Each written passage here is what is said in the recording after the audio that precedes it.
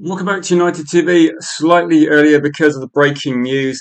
And if you're in the comments section, please let me know what you think. Yuri Tielemans to Manchester United. Here we go. This, for me, came a bit out of the blue. I saw a story this morning, and actually, credit to if someone's in the comments called Boomy, thank you for posting this earlier today. So I saw this story maybe about 2 hours ago. Ornstein said Manchester United seriously looking at signing Yuri Tielemans. When David Ornstein talks, tier one source, you know something's going to happen. So I thought, okay, this is going to be the 1 p.m. stream. We're going to be covering like the story regarding Tielemans. I brought it forward because Fabrizio, I'm not sure how quickly ago it was because I started looking about half an hour ago, saw the story was here we go already. So we're going to cover this, and this is breaking news. So I'm reacting it to the same time. Obviously, I've just spent about 20 minutes just setting up the stream and getting ready to talk about it. But this came out of nowhere, really, and I think in terms of a lot of fans. One of the things I would say is Manchester United missed out on Ederson, and when you get Santos and you got Kobe Mainoo at the club already, and Manchester United linked with younger players, I can see they're looking for from some experience, and they need to get some experienced players in. And Tielemans was probably not on the radar for a lot of people. I think we looked at Bruno Guimaraes as maybe like someone that would be a bit older, a bit of experience, but he's linked to Arsenal. And the deal's going to be the release clause was 41 million euros, 35 million pounds for this deal. What do people think initially?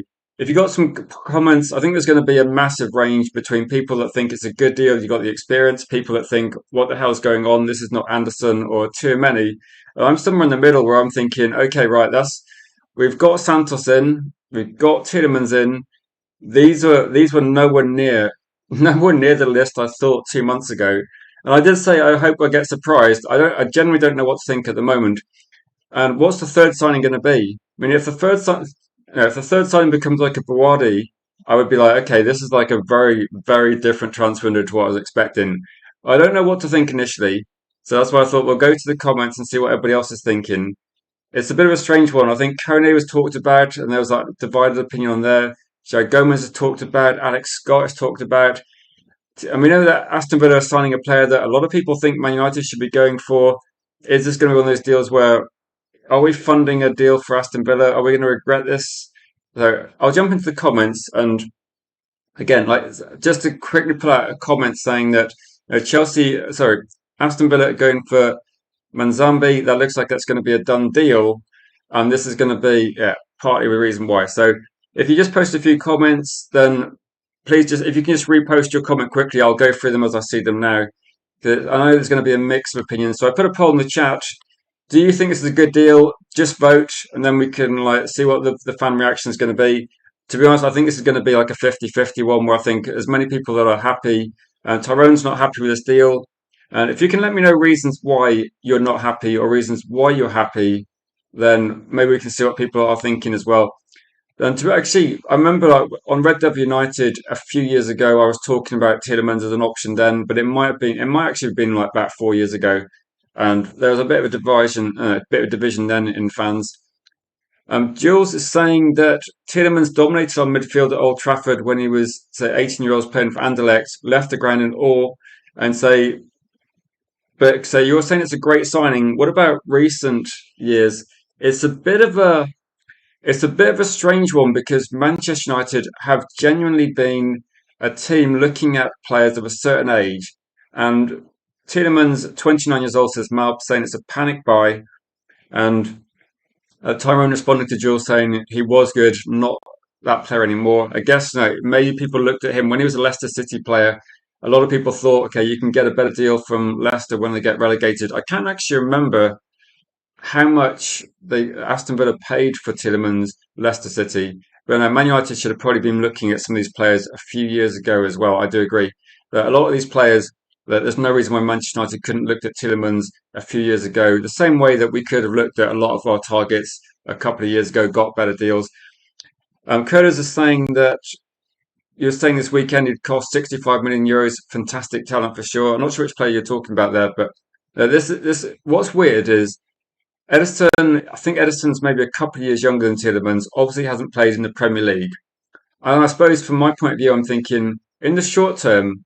is this a better signing than Edison? Like nobody thinks that you get Edison from Atalanta, he's going to suddenly transform Manchester United. And I think Edison overall, he hasn't had much action with Brazil, but he didn't really do much in the World Cup to suggest that we should definitely sign him. So for me, Tielemans is kind of similar, I think, in terms of this. So it feels a little bit as we were. I don't know if for me, I'd be looking at Tielemans thinking, can we not spend a bit more and get a better quality player? That uh, it feels a bit like a short term thing, but we'll have to see how it plays out. Kerr's saying we should have got him 5 to 6 years ago. I think when he's 23, 24, you're probably looking at Leicester City wanting decent money from back then. I think maybe like 4 years ago you could have got a deal then.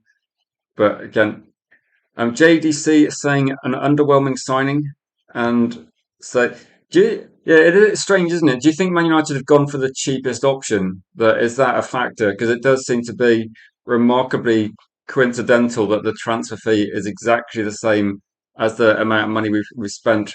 Now we've spent for we would have spent for Edison. I'm guessing the contract might be a bit more expensive. But Al says, I think others are being overly negative. I said, if you've got a range of opinions, please get them in. Like, if you think, I think most people would agree. If we had this conversation 3 years ago, I think, or if Tielemans was 26, I think we'd have maybe a different view on this point. But yeah, I think he's been bought for experience, isn't he? That's the only reason he's been bought. Like part of the reason is Man United have pivoted away from some of the players we're looking at trying to go for. I think when we thought experience, we probably thought initially you got someone like Tonali, you got someone like Tchouaméni, which felt unrealistic. But this is probably for me is going to be if Manchester United think that it's £60 million is too much for someone like Bruno Guimaraes, who I think is like probably similar age, then Tonali 100 million is going to be clearly too much for if Ineos don't want to spend that sort of money. And I guess if you compare him with Tonali, then maybe it's going to be a bit more negative. And Bilal says you think other people are being overly negative though. And say this is a much better deal than Edison. I think that's for me. I think that's where what you got to compare them with. Like Manchester United had Edison as a done deal, pretty much, and we thought that was a done deal. It didn't go through, so now this is kind of the alternative. Like Edison doesn't go through because of injury. Manchester United moved to Tielemans. It almost feels like a lot of journalists didn't really know what the shortlist was, and it seems that Man United had this idea of getting a certain level of experience into the squad, which I think, if you're replacing Casemiro, we can talk about the attributes, can't we, about what Casemiro is good at, but you have to replace the experience as well. And I get the feeling that Man United thought Edison would be that player. After the Edison deal, and I think actually the medical got drawn out so much that I get the feeling that Man United really wanted to do the Edison deal. They did try and they did a thorough medical and then moved on. And it feels a bit like what they've done is it's not that it does seem now that, when we had this conversation, and actually, Helgi, I'm glad you're in the chat. When we had this conversation, I think it was on Friday, and we were talking about the deal, and the deal collapsed as we were streaming. And the question was going to be, did Man United walk away from Edison because there was a better option? I think this signing probably indicates that they walked away from Edison 100% because it was an injury concern and it was a medical reason. Because Tielemans isn't going to suddenly be. I think you could argue whether he's better or worse, but we haven't suddenly gone for like an £80 million player instead, have we? We've gone for something the same sort of level, similar experience, and I mean the European experience recently is probably a plus point for people as well. And I do think this for me kind of the way the midfield's looking at Manchester United, it's the same as a week ago. We've just got to replace Tielemans. Like, no, Edison's been replaced by Tielemans, and we've got the same kind of level of midfield options. And we're still having this conversation where who's going to be the third signing? Like 35 for Tielemans is a low price considering there's no way he no. If someone thinks it's a marquee signing, like nobody thinks that. Like no one thinks that. But I think the third signing is going to be pivotal, isn't it? It's going to when people say, "Is this a good midfield rebuild?" The third signing, no, really changes things a lot, doesn't it? If the third signing is that, if you're going to, you can put some names in the chat. Who would you be wanting to get as a third signing as well? And So no, it's nothing against. I mean, it's nothing against Tielemans and it's nothing against Santos. I'll back these players if they come in. But what I would say is, I think a lot of fans, maybe it's partly, no, it could partly be the club's fault for the way they phrase things and the way they say talk about marquee signings. So it could be the club's fault regarding this one that they do kind of like hype up this transfer window. In the end, I think people are a bit surprised by the signings, so that's probably what people are thinking. Most Man United fans I know are going to be supportive of the players. We can question whether we think these players are good enough. I think that's fair, but I don't think people are going to be, unsupportive of the signings that are coming in. Like obviously these players are coming in. There's going to be a step up to Manchester United. There's going to be some scrutiny and pressure. I was always thinking when we're talking about the transfer window, if you're watching this channel, say 2 months ago, 3 months ago, as we were building up to the transfer window, I said we're going to sign three players. And I think two players are going to come from the Premier League. And when I was saying that, I was definitely thinking, okay, Anderson's a bit off the table, but I was thinking you got Alex Scott, you got Gomez, you've got Tonali, you've got Bruno Guimaraes, you've got Matheus Fernandes. Like there's all these players I thought about, Premier League players that were probably like four or five good options there that we could talk about. And in the end, in a weird way, Ineos have done what was predicted. They've gone for Premier League. They've gone for the people that have got the experience of playing in the Premier League. Santos, not loads of Premier League, but he's coming from Chelsea.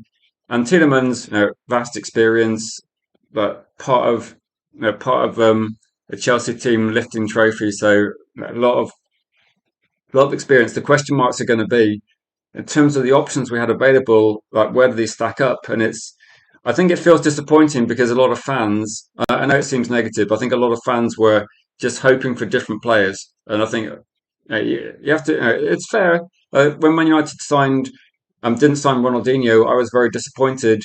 And when we got Cristiano Ronaldo, you're pleasantly surprised. But this is kind of different, isn't it? Because we do know these players coming in a bit better. Jim says he can't believe the negativity.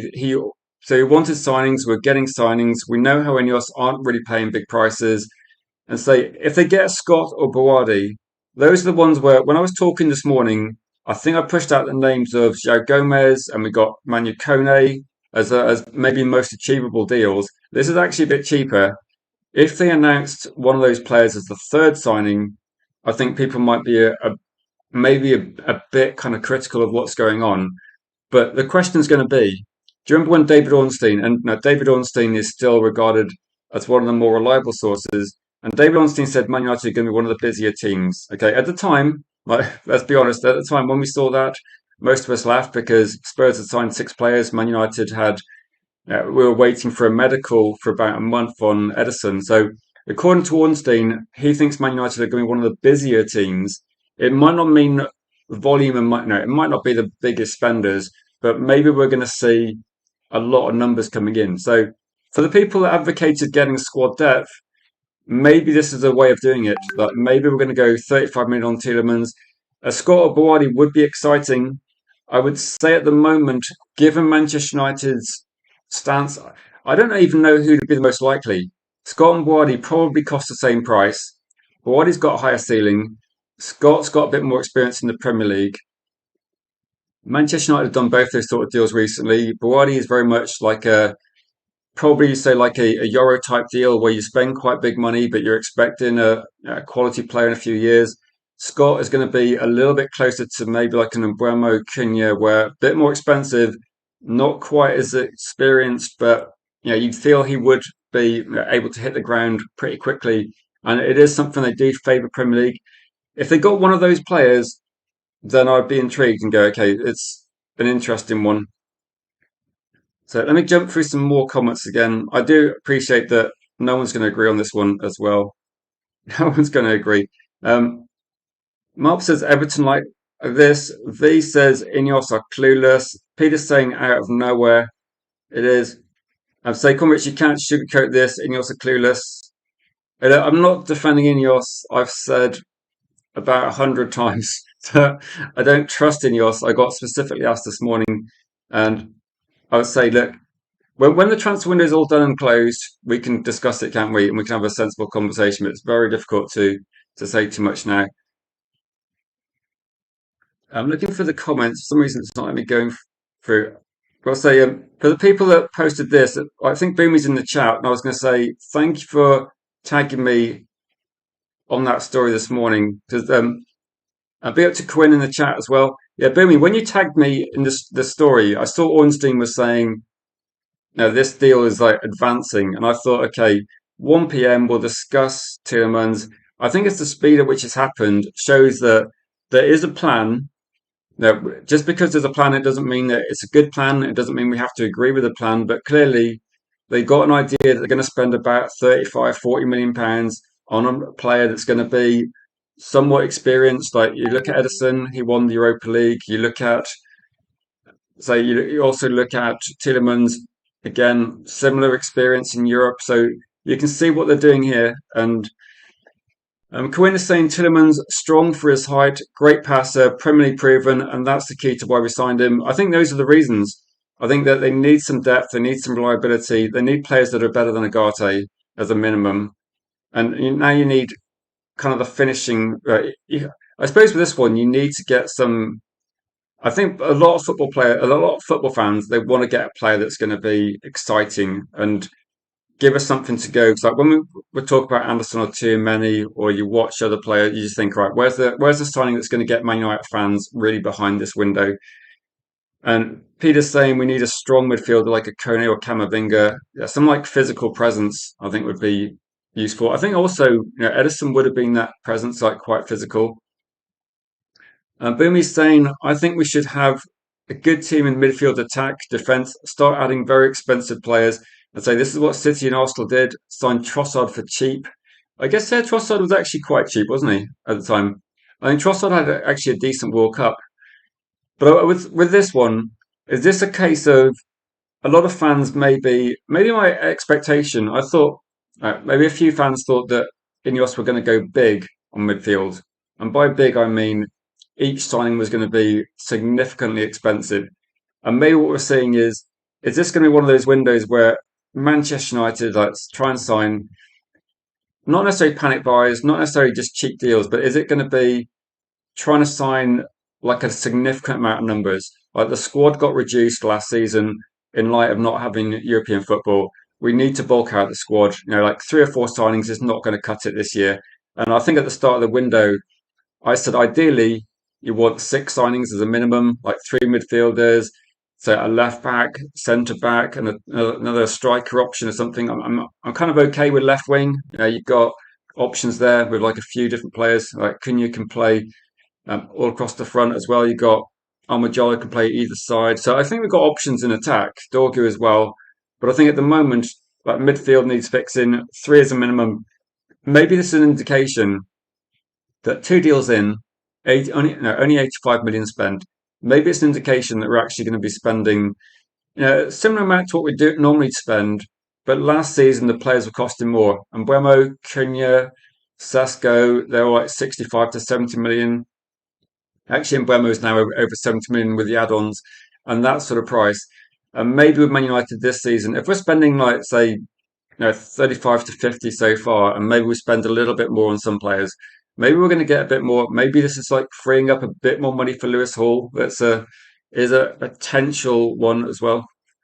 Welcome to the chat. 5 star says decent signing for the price. Breaks away from the 26 rule as well. As long as he's not the top midfield signing, I think people are thinking this is a depth signing, and at the age he is, it must be like 3 or 4 years younger than Casemiro. I think that's the reason we've gone this one. But at the moment, no, Ineos are going to get scrutinised. I think that's fair because Man United fan, there's not a lot of trust there, is there? I don't know who's going to be our second striker. Absolutely no idea. V says it's clearly a panic signing. It's difficult to say, isn't it? If it's a panic signing at the moment. So I think what I say with this, rather than a panic signing, I think clearly it's clearly a signing that they've gone for experience, and that's the reason why that's it. Whether we agree with it or not, I don't know. I'm a bit 50-50 on it. James said we got Tielemans and Santos for 86 million. This is the price that Spurs paid for Fernandez. I mean, yeah, we're definitely, yeah, we're getting cheaper players. I think people are, put it this way, I don't think anyone's going to be happy regardless what we do. If we did, say, Tonali, people would be unhappy. If we did, like, there's literally, uh, no one's going to be pleased by every deal, but it could be worse. Ollie says, too much negativity. The Scousers did a brilliant job with midfield of Henderson, Wijnaldum, Fabinho. Yeah, that was a quality one. A quality one. You can't really argue with that midfield. Again, with Man United, we haven't seen these players play. V saying, yeah, I think same age as well. So now Carrick should request a Kone or a Camavinga. I think Camavinga would be available for about 50 million, wouldn't he? I think people do. When we talked about Camavinga very briefly, because we focused on too many, I thought that at the time Camavinga is considered a bit more injury prone, but I haven't looked into it enough to sort of comment on that. That it doesn't mean too much.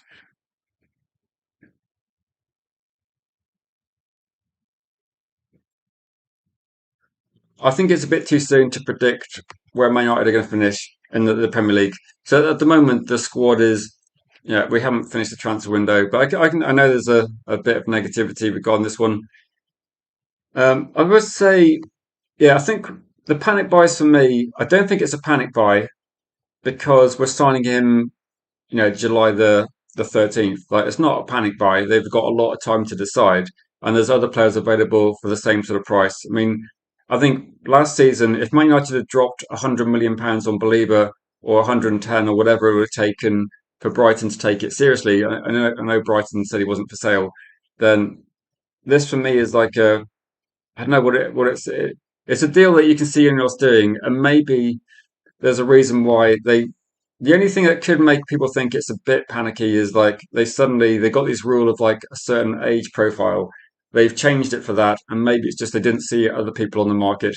I think maybe you could be looking at Polinia as being like, and maybe Sanderberg would have been like another player of that sort of age that they were considering. So I think people did think they were considering Sanderberg. So maybe this is an alternative. I think Sanderberg was going to be potentially more expensive than this one. I think Sanderberg had been bought by Fulham with it 25 million.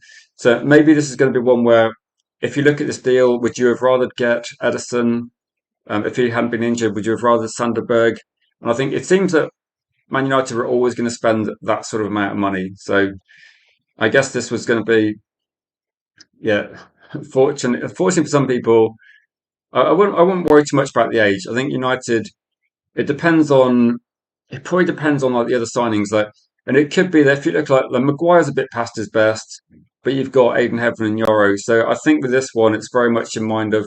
It makes me think that the third signing might be a younger player.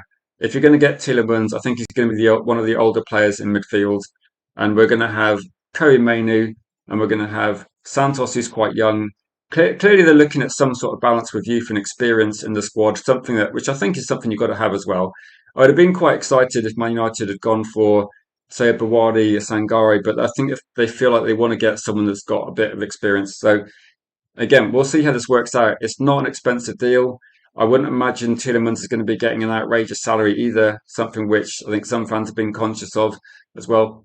So what we could see is this does open the door for someone like Bawadi. I think you could bring Bawadi in with like Tielemans, Koimenu, Santos with that sort of Premier League kind of framework and experience, and that might be quite useful. I know I don't want to talk it up, but you never know. You never know. Also financially, it does give their it does give them an opportunity to have that sort of money there. So let me jump into the comments as well. Agile says this was decent business because of the release clause. Exactly. It's kind of similar to last season, wasn't it? And I suppose with Tielemans, he went under the radar a little bit. I think it's because every time a player's linked that's a certain age, then I was dismissing them because just because Manchester United had not signed a player that age since Ineos took over. So it does seem to be like I saw a comment from Wids about it. It does seem to be that I think it's a good thing that they don't have like ridiculous sort of set in stone criteria. But it does go to show, like with this one, it's a bit unpredictable. We deserve better, isn't it? It's like they're changing their goalposts. I think that the idea of like Man United winning the title in 2028, I still think is like what we're basing that on. It still seems to be like a bit of a strange, it seems to be a bit of a strange thing to say we're going to win the title there. Maybe Jim Radcliffe should speak less because I think when a few people are looking at, like, I can read a few of the comments now, and I saw comments saying, where was it? That Now, where is it? I think when Jim Radcliffe said best in class, I saw a comment that said Jim Radcliffe said best in class. It's just like these statements are a bit stupid to say that.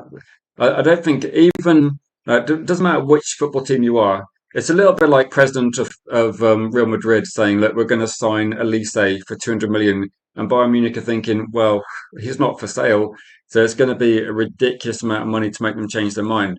It feels like these sort of things, like Jim Radcliffe saying the same sort of thing.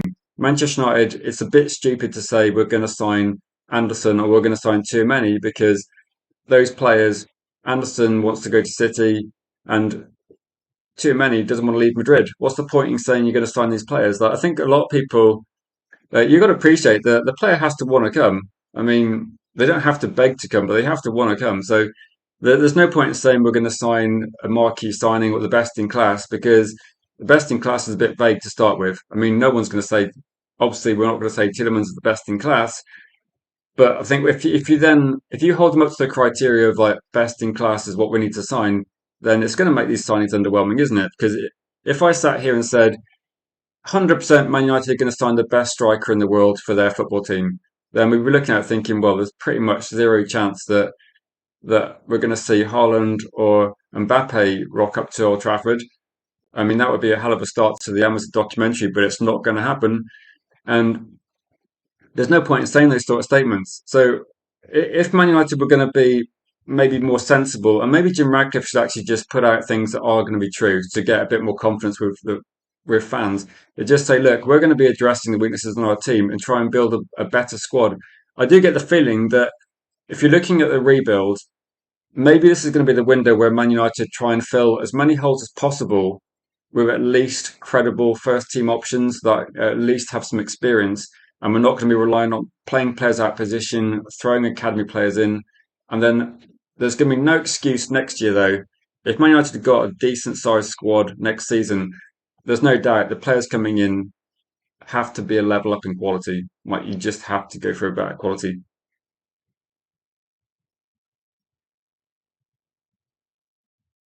Like Andy's saying, I think this is the year that they build up the squad. It seems so. Yeah, maybe with Santos, so Santos, Scott, and Wharton would have been making the best out of missing on Tonali. So then, well, I suppose with this one, Santos, Scott, and Wharton, then you got Santos already. I would say Scott and Wharton. Wharton's supposed to be about 100 million. Scott about 80 million. Then I don't think Wharton's going to happen based on now because the price is going to be the same as Tonali. If you're not going to get Tonali, then for the price you're not going to get Wharton, are you? And I think Scott is going to be quite a similar price to uh, probably 80 million, so similar to Mathis Flanders. You can make an argument actually that if Mathis Flanders goes for 85, then maybe Scott should be 80. Maybe that's the price of midfielders this window. They're both a bit too expensive, but maybe that's just what you've got to pay. I guess with this one, all you can say at Tielemans is that he's been a solid player for Villa, and maybe that's what we're looking at. Maybe it's going to be solid, dependable options at the moment, and maybe it's going to be like a Henderson move for Liverpool. Maybe he's going to play a bit longer than people are expecting. But I think a lot of people, like for me, I think you've got to judge it by the other signings as well. Like if they get Baradi, suddenly I think the transfer window tips into a more exciting place. But again, that feels a tad unrealistic as well. So if Chelsea trying to sign Zaka, it's seen as smart, then why are we moaning because who's a better player than most of our midfielders, says Funchu? No, this is probably, I mean, when it comes to like next season and the team, once they've played like 5, 10 games And the good thing about Tielemans is he's going to integrate pretty quickly. And I'd say that that's going to happen a bit quicker than it would have been with Edison, because I think for Edison, there's always a question mark over how does he adapt to the Premier League. I think Granit Xhaka has always seemed as a smart signing by players, by certain teams, and maybe this is going to be, maybe other fans. Like what would be interesting is eventually we'll get the opinion of other fan bases and see what they think at the moment. But if you're in the chat now, don't forget to vote on whether you think it's a good deal. Looks like yes is winning at the moment. I'm not sure the percentages. So United have just 10 goals from a midfield of Santos. So Santos and Tielemans don't replace the goals Casemiro scored. No, I agree they don't replace the goals Casemiro scored. And I suppose with this one, maybe the difference in this one, Ian, is going to be that with Casemiro not on the pitch, and with maybe different players that are maybe we can play a bit more of a tighter midfield, and maybe we can cover a bit more ground without Casemiro. Maybe Man United can have a bit more of a solid midfield. So, in a way, I suppose if you're looking at it, like Manchester United won't necessarily replace the goals Casemiro scored because Casemiro just had a very good scoring end to the season. But maybe Man United can be defensively better as a team, like if they got a different way of playing, different players. And again, I think United clearly. I think we're going to see more goals from Sesko. We're going to probably see more goals from Cunha. I think those players were gradually getting used to the team. I think Dorku will step up with more goals. But I think at the moment now, Santos hasn't played a lot of football. So and I think Tielemans is generally it's not particularly prolific, is it? So maybe we're going to see a bit more goals from Bruno Fernandes. We've not seen him taking so many shots recently, and I think it's definitely a fair point. I don't think we're going to be necessarily scoring like loads less than we did last season, but we'll have to see how that pans out. I think Man United's priority at the moment, we were scoring a similar amount of goals to Chelsea and City. And I think defensively we need to be more solid more solid in midfield. And Mike says, didn't see this one coming. No, no one did. Nobody did. Didn't see this one coming, but it's to you, it's a good signing. I say it's promising, and there's a mix of feelings in this one. That's why I said if you got thoughts and feelings, this is the stream to get them out. And if you got some reasons why, then that definitely helps. Tony says not a bad player, but there's better options that United aren't going for. Is there better options that are the same price or cheaper? Because I get the feeling that one of the driving factors behind this could be that Tielemans is not that expensive. The salary's not going to be crazy. And I know that's not our main priority, but does it mean that Man United potentially sign like a higher number of players? If suddenly we saw, here we go, Lewis Hall, are we going to suddenly change our minds with that one? I did see a few comments saying at the moment the backup striker Xerxes. Xerxes has to leave, in my opinion. Like has to leave. And I think there's a few options United are considering regarding this one. Jay says this is a very good signing, Premier League experience, a leader. We lack leaders. And so Aston Villa wanted to offer him a new deal. He was off. I'd say one of Aston Villa's best players last season. So that's probably the one way of looking at it. I do know a couple of Aston Villa fans. I might have to try and find out. Well, actually, when we signed Santos, there was a lot of Chelsea content creators really losing it. I know Aston Villa, bit of a smaller fan base online at least. Maybe we'll hear less about that, but we'll have to see what people think on that one. But no, I didn't really see it. But I also got a different view and says Santos and Tielemans deal gives you hope about Ineos. What is it that makes you positive about these deals? Is it like the deals make sense? Like to you, is that it's a reason for them? I mean, they don't. For me, they don't seem like panic signings. Like Santos is not a panic signing. That's something that United tried to get a year ago, and I think Tielemans again. Like we do know that there's a few players now at Aston Villa. I think they wanted to keep Tielemans, like somebody said, but Aston Villa will cash in on players and they will be looking to replace. Like they might be getting big money from Rodgers leaving, and maybe they're going to replace him with a couple of players. So, I mean, the player that they're going to replace him with, I know a couple of comments of that one, but So you're hoping that Carrick gets the time to actually rebuild and gets to introduce the players coming through our youth setup. And so very disappointed not having that aspect working. So I think with this one, that last season wasn't the best option. Wasn't the best time for Michael Carrick to do that, was it? Because there was a lot of pressure to get top four. I think now, and also you didn't have a lot of games that season. It was just that by the time Michael Carrick took over, we were out of the FA Cup, out of the League Cup, and it was just Premier League fixtures, and he kind of just picked the most experienced players. There wasn't really an opportunity to get too many academy players into the mix. But maybe next season, you got the League Cup games, you got a lot of Champions League games. And I think JJ is going to be getting some games, isn't he? We're going to be maybe seeing Fletcher, Thwaites. There's going to be opportunities there. It's up to Michael Carrick, I think, to try and get the first team kind of ticking quite quickly if he can, and we've got a couple of easiest games. I mean, someone like Tielemans is going to be an important player the first few games of the season, where he can come in and it gives us like a good player to play alongside Mainu against. I think we've got Hull, we've got Ipswich early on against those teams coming up. So we're going to need to try and get some points on the board very quickly. And this for me, I mean, it's probably not going to. I think Tielemans will be on some leave after the World Cup, so I don't know how quickly he's going to get back in. But I think this is one that can at least hit the ground running next season and give Carrick an opportunity at least to start the season with like a sensible first 11. And Tony says we should have gone for Berg, but he was probably too expensive for Ineos. I think Sander Berg would have been. I'm trying to think how much he would have been. It would have been what 25 million was how much Fulham paid for him. They want a profit with everything happening in the transfer window. Is Berg going to be 50 million or something? How much do you reckon it would cost? I mean, I don't know.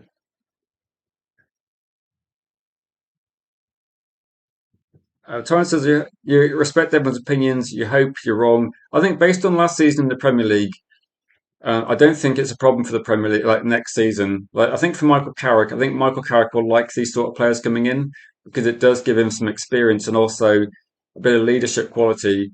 And I think it does give you a bit of time. Like if Michael Carrick had a few players that have never played in the Premier League before, I think it might make it a bit trickier. If it's like, I know people love Angela Stiller, Sangare, Bawadi, but if that was our midfield rebuild, I think you'd have a few players coming in from different leagues and it might take a bit longer. And maybe we might see an adaptation process. Maybe with Bawadi, actually, this does give Bawadi time as well. If he was a signing, he wouldn't be expected to be, having to play first team football every single week either, although I think he would be capable of. No, I think it's just so read some. You're finally being a bit positive. Yeah, the comments keep refreshing in a slightly haphazard manner when I'm streaming. So I'm trying to go through, and when I look at them, and click refresh, it just pops up and does miss a few. So if you're able to like copy and paste, then I'll go for some. When Leicester were relegated, Tielemans showed zero leadership and did nothing in the relegation fight. This is the kind of player in your. I'm not laughing at you. Sorry, I'm just laughing. Yeah, no, at the time, Leicester completely fell apart. I'm kind of laughing at the what's the word? I'm laughing at the polarization in the comments of like one extreme or the other, which I think it just indicates that if Man United sign a certain player, people are going to be very, very negative. And I'm not saying I'm positive or negative about this one. I'm trying to be like a balanced if I can. And so I'm trying to see both sides of it. And Stephanie says Tielemans provides that experience we've lost with Casemiro. 100%, you're saying, and I think yeah. And fans say this paves the way for an elite midfielder to come on. Broady's the only one left, and your fear is they pivot towards Alex Scott, Baliba, or Angela Stiller. Now that they've got three Premier League midfielders, yeah. One of the things I was thinking of. Are you able to like copy and paste it, Helgi? I'll try and find your comments, but they just keep disappearing. Yeah, no, I was thinking that it feels a bit like Man United have got the Premier League players, and they will pivot towards a non-Premier League player. So I think that they've got Scott and Baliba. They've got the Premier League experience there. I'd be looking at this thinking, this is your opportunity. You've got like say last season you got two Premier League players. Okay, you got the Premier League players in Mbeumo and Cunha done first, and Man United have done the same thing. They got two players in, both from the Premier League. You're going to make a third signing. Do you go for another Premier League player? Like Helgi's saying, he'd actually love Belieber now because we've got some technicians like Mainu and Tielemans. Now we need some athletes, and I like the balance between Tielemans, Mainu, Santos, and Belieber. Then I think it sounds a bit of a cliche. It's all about balance in your squad and about having the options, different profiles, different for different games. And I think Belieber, like saying, has got the engine. I think Matas Fernandez had a good engine as well, and I would say Buwadi fits that as well. So it could be like if Man United got Buwadi or Belieber, does Alex Scott fit that profile? I'm not sure whether that looking at, I haven't seen enough of Angela Stiller, so I'm not going to pretend I watch players I don't watch. I haven't seen much of Angela Stiller. Would he be able to do the sort of work we're hoping around these sort of players? Like, will we get someone that's going to be a proper athlete in midfield? Like, basically, we're looking for like an Anderson replacement. I think Anderson would have been a player that comes in, any sort of high press United want to run. Anderson's great, winning the ball back high up the pitch, running, causing a lot of problems, regaining possession.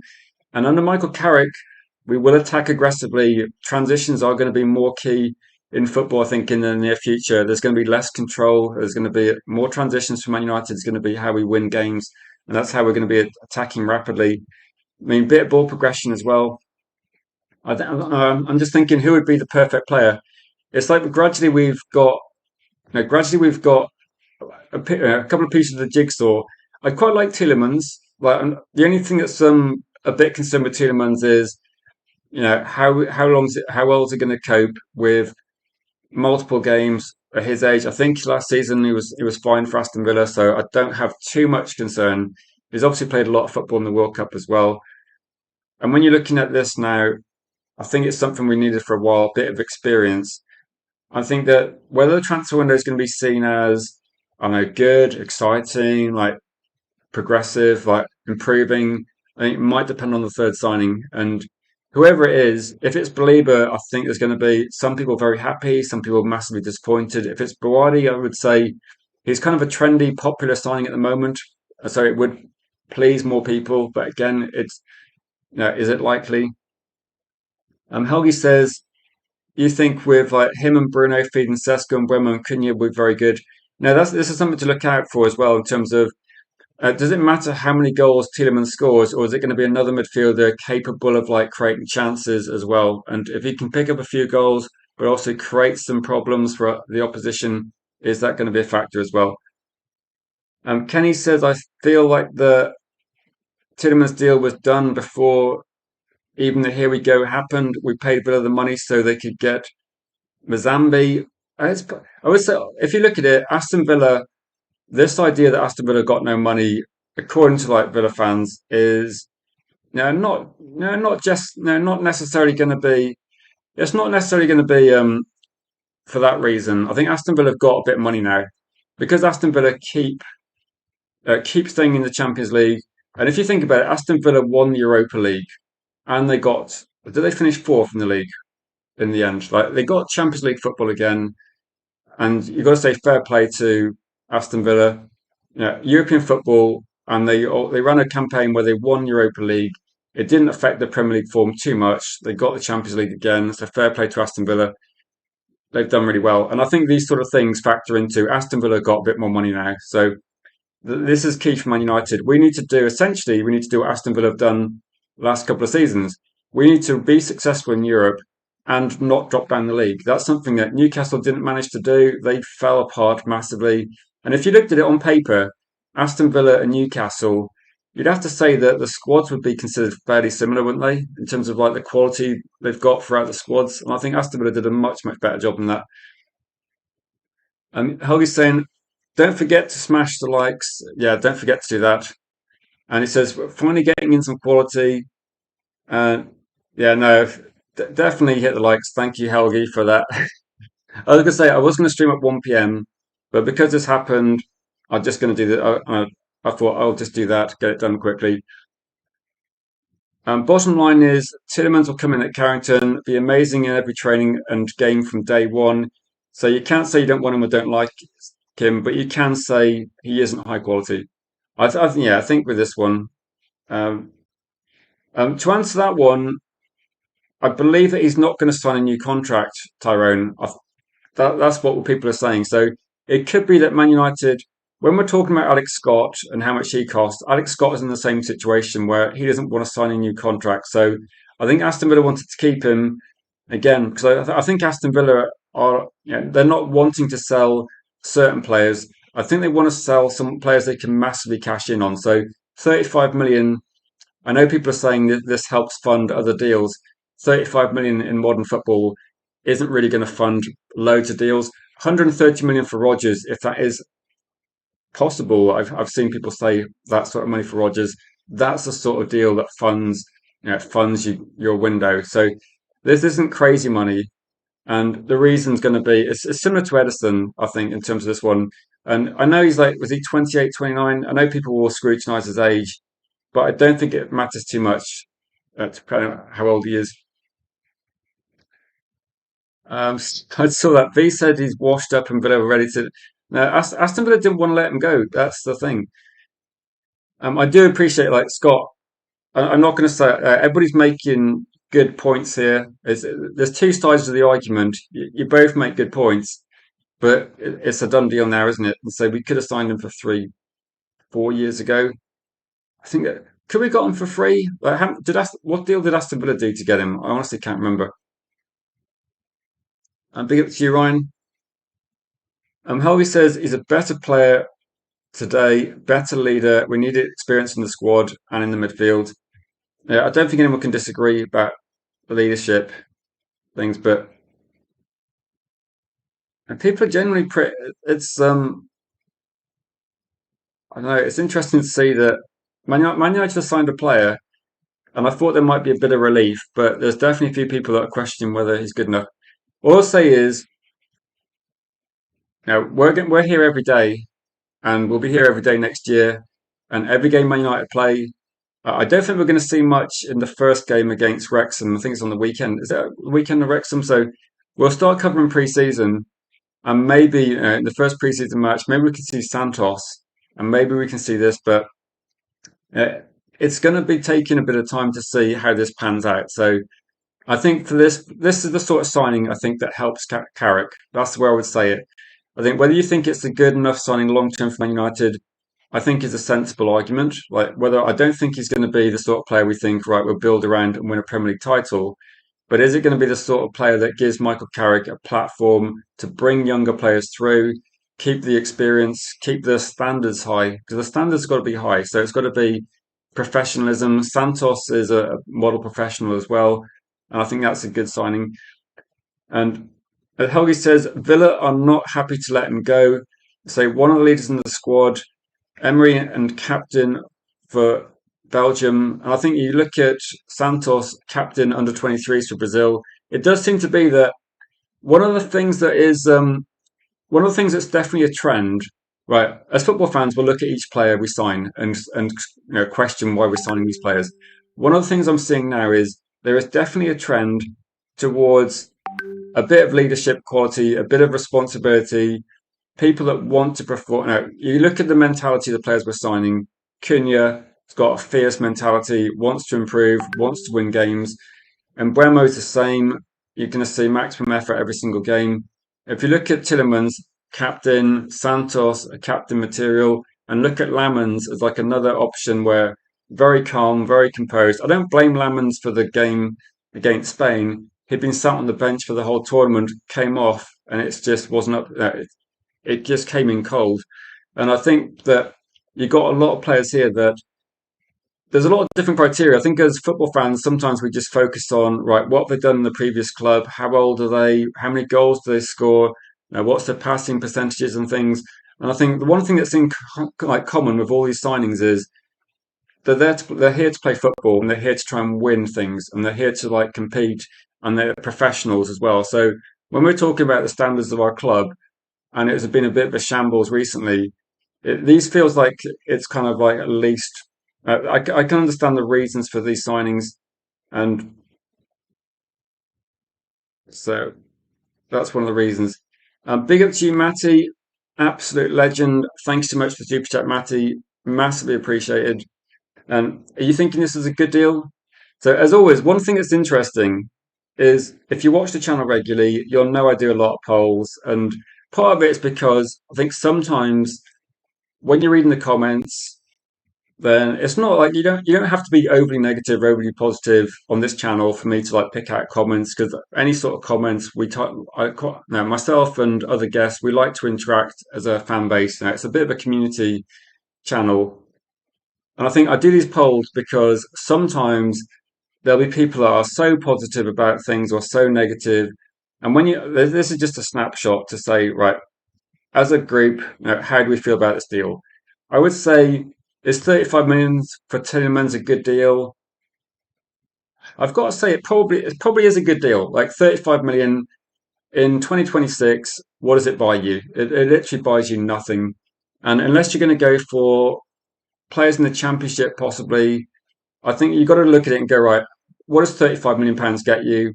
You got somebody that's okay, he's not 24, he's not 25, he's a little bit older. But is he suddenly completely washed? I don't think he's completely washed.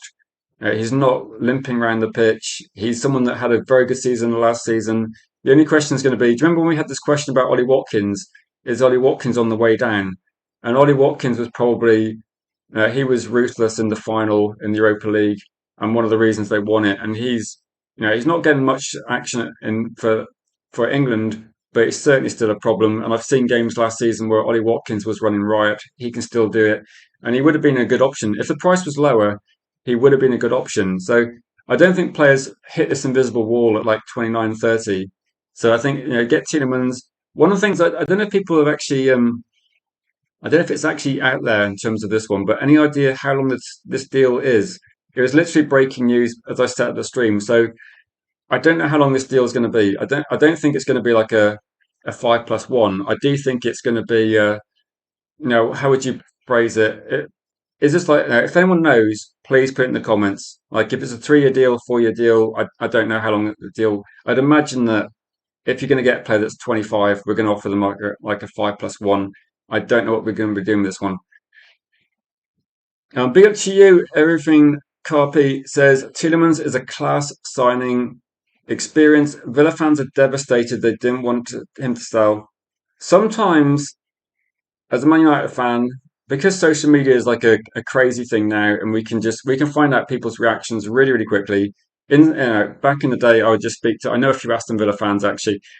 So if I do see them in the near future, and what I might do is my daughter's friend is an Aston Villa fan. Sometimes she goes with her dad to go and watch the games as well. It'd be interesting to see what they think as well, because it's a bit like if Man United said, "Look, we're selling Bruno Fernandes," I think some people would be, let's say, I think some people would be excited and go, "Okay, what's going to happen? We're going to change the way we play." I think a lot of people would be devastated. So I think it's something similar where if someone bought Bruno Fernandes, would there be people in would there be people in the stream saying, "How old is he? Why are we buying a player on his way down?" Because Tielemans could probably do the same sort of thing the next 2 or 3 years. Like, there's no reason why. I mean, he's what? Is he 28, 29? I can't remember his exact age, at 29. And I was thinking, like, imagine a Paul Scholes and a Ryan Giggs at 29. Are you thinking they're finished? They both played for like almost a decade. And I think Harry Kane, look at the World Cup. Lionel Messi, Cristiano, maybe not Cristiano Ronaldo, but you got Messi there. Even I'm trying to think of other players that there's a few other players that are significantly older. They can't necessarily do it week in, week out in the Premier League, but they're still good players. And I think 29 is not suddenly finished. If you look after yourself, then the next few years will be absolutely fine. The big question is going to be, we're probably going to sign one more player. Is that what we think? Like, if you're going to guess, I'm guessing. I kind of made a little promise to the channel. I said, look, we're going to sign, say, 3 players in midfield. We've got 2 now. The third one for me is going to be, if you got Alex Scott, I think, okay, let's see how this goes. If you got Boadi, okay, that could be potentially pretty exciting. He's very young, big ceiling. Sangare, would that be someone that people are interested in? Like, that could be achievable given the price he's going to cost. I mean, Belieber is another one there. So whatever happens, our team is going to look incredibly different. And I think you also have to look at it and say, last season we had Agate, Toby Collier as options beyond Casemiro and Mainu. This season, we might have, okay, we haven't got a Casemiro, but we could literally have a few different options that could happen. Helgi said, literally on the beach, just had to see if you're live. Heard the tournaments. Yeah, no, enjoy the sun, Helgi. This is the first day actually that there hasn't been much sun, which is in a way not too bad. I mean, it's still like quite nice temperature, but it was being like blasting with sun. Stephanie says, does Santos, Tielemans, and then maybe Kone provide enough in midfield? And so you prefer a proper six like Sangare, but I think we end up with Baliba and say, yeah, this is one where people are debating and saying, like, do we need a proper six? And I don't know. It seems that fans want a proper six, and it seems that Ineos are not really not as concerned. So again, interesting, but I don't know. I think for a lot of fans, they would prefer a six, but it depends, doesn't it? What's the plan? It looks like we don't know the plan for sure. And say sources say the transfer of Edison could be resurrected, so later in the summer. Does this depend on? So can I just rephrase this, Berber? Does this mean depending on whether Man United struggle to get another cheap midfielder? I don't know. I would say this. Now that Man United have got Tielemans and they got Santos, they got. I don't know whether we need an Edison. Like Edison is, for me does a lot of things okay. I wasn't really. Yeah. If I had the option of Edison or Buwadi, it's literally a no-brainer. I think Buwadi's worth the extra. I think with Edison, I don't know. I don't know if it's worth it. Now that we've got Tielemans and we've got Santos in, I think we need a better quality player. So for me, if we had Edison instead of, yeah, put it this way. If Manchester United had Edison instead of Tielemans, I would not be saying let's get Tielemans in. I think you got that player that's going to be a cheaper option. I think now you go for someone that's got a higher ceiling if he's younger or a better player. So I think there's a lot of better options in this one as well.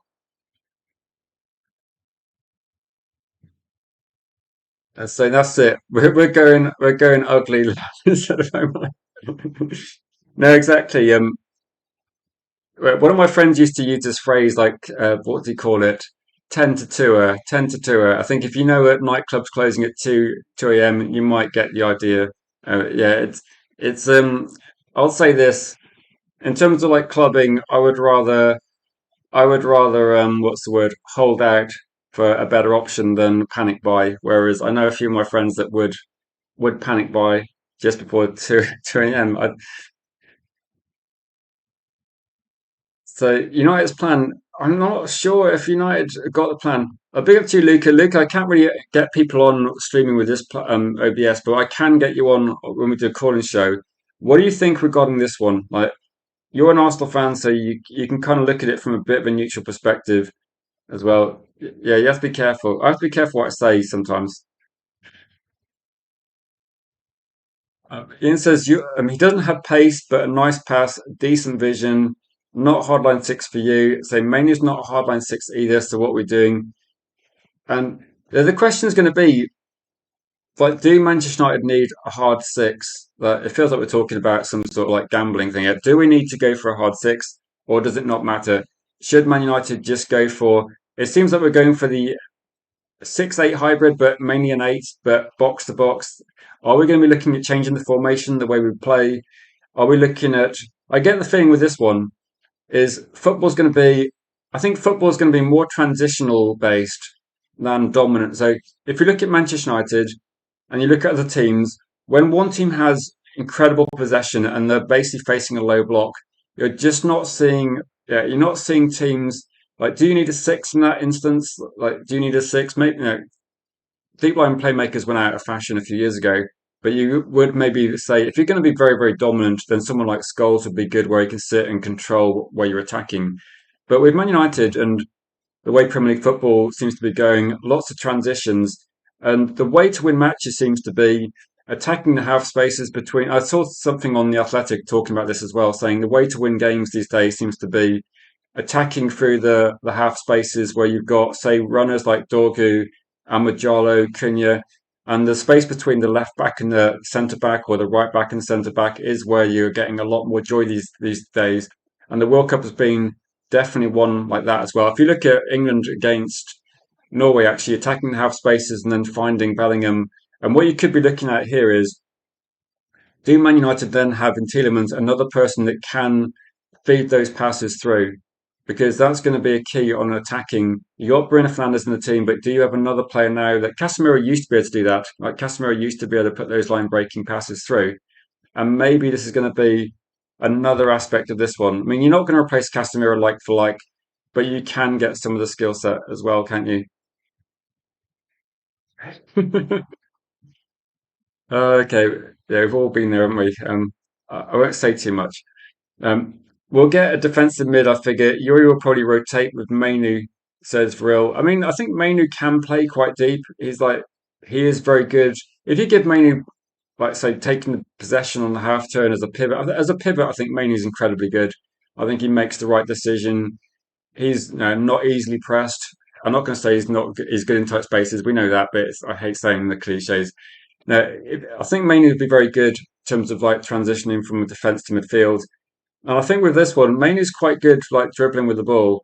I would say that Tielemans, he's just a lot more experienced, isn't he? So you kind of need that leadership, and maybe that's something that Casemiro in and around the team, we're losing that. So I can see, I can see it making sense. So lots of the deals we're doing, it does make sense, but I do appreciate people will not be massively happy. So is this going to be the source? So this is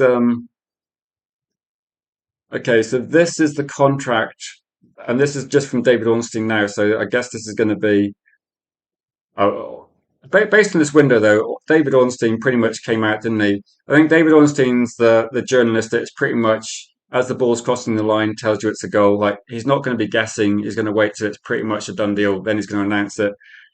And it says 4-year contract until 2030, 35 million release clause activated, 200k per week base salary, which can rise to 250 with performance bonuses, etc. I'm guessing with this one, it's going to be Champions League football, lifting trophies, those sort of things. But I guess in line with this one, then given like how much salaries are going to cost, if you consider it that 200k a week is obviously a lot of money, it's more than Mbeumo and Cunha we're getting, I believe. It seems to be probably similar to Matheus Fernandes. It's the same as Gallagher was getting. I think in terms of this one, there's a reason why Tielemans is leaving Aston Villa, isn't it? That at the moment, Aston Villa, Manchester United, you can argue that Man United are on the way up. Aston Villa have been, kind of consistent the last couple of years, but it's going to come down to a bit of money as well. So I think overall, no, it's a similar contract to Mason Mount. I don't know what people think about this one. I don't tend to scrutinise too much, but you're looking at Casemiro was getting what 50% more than that.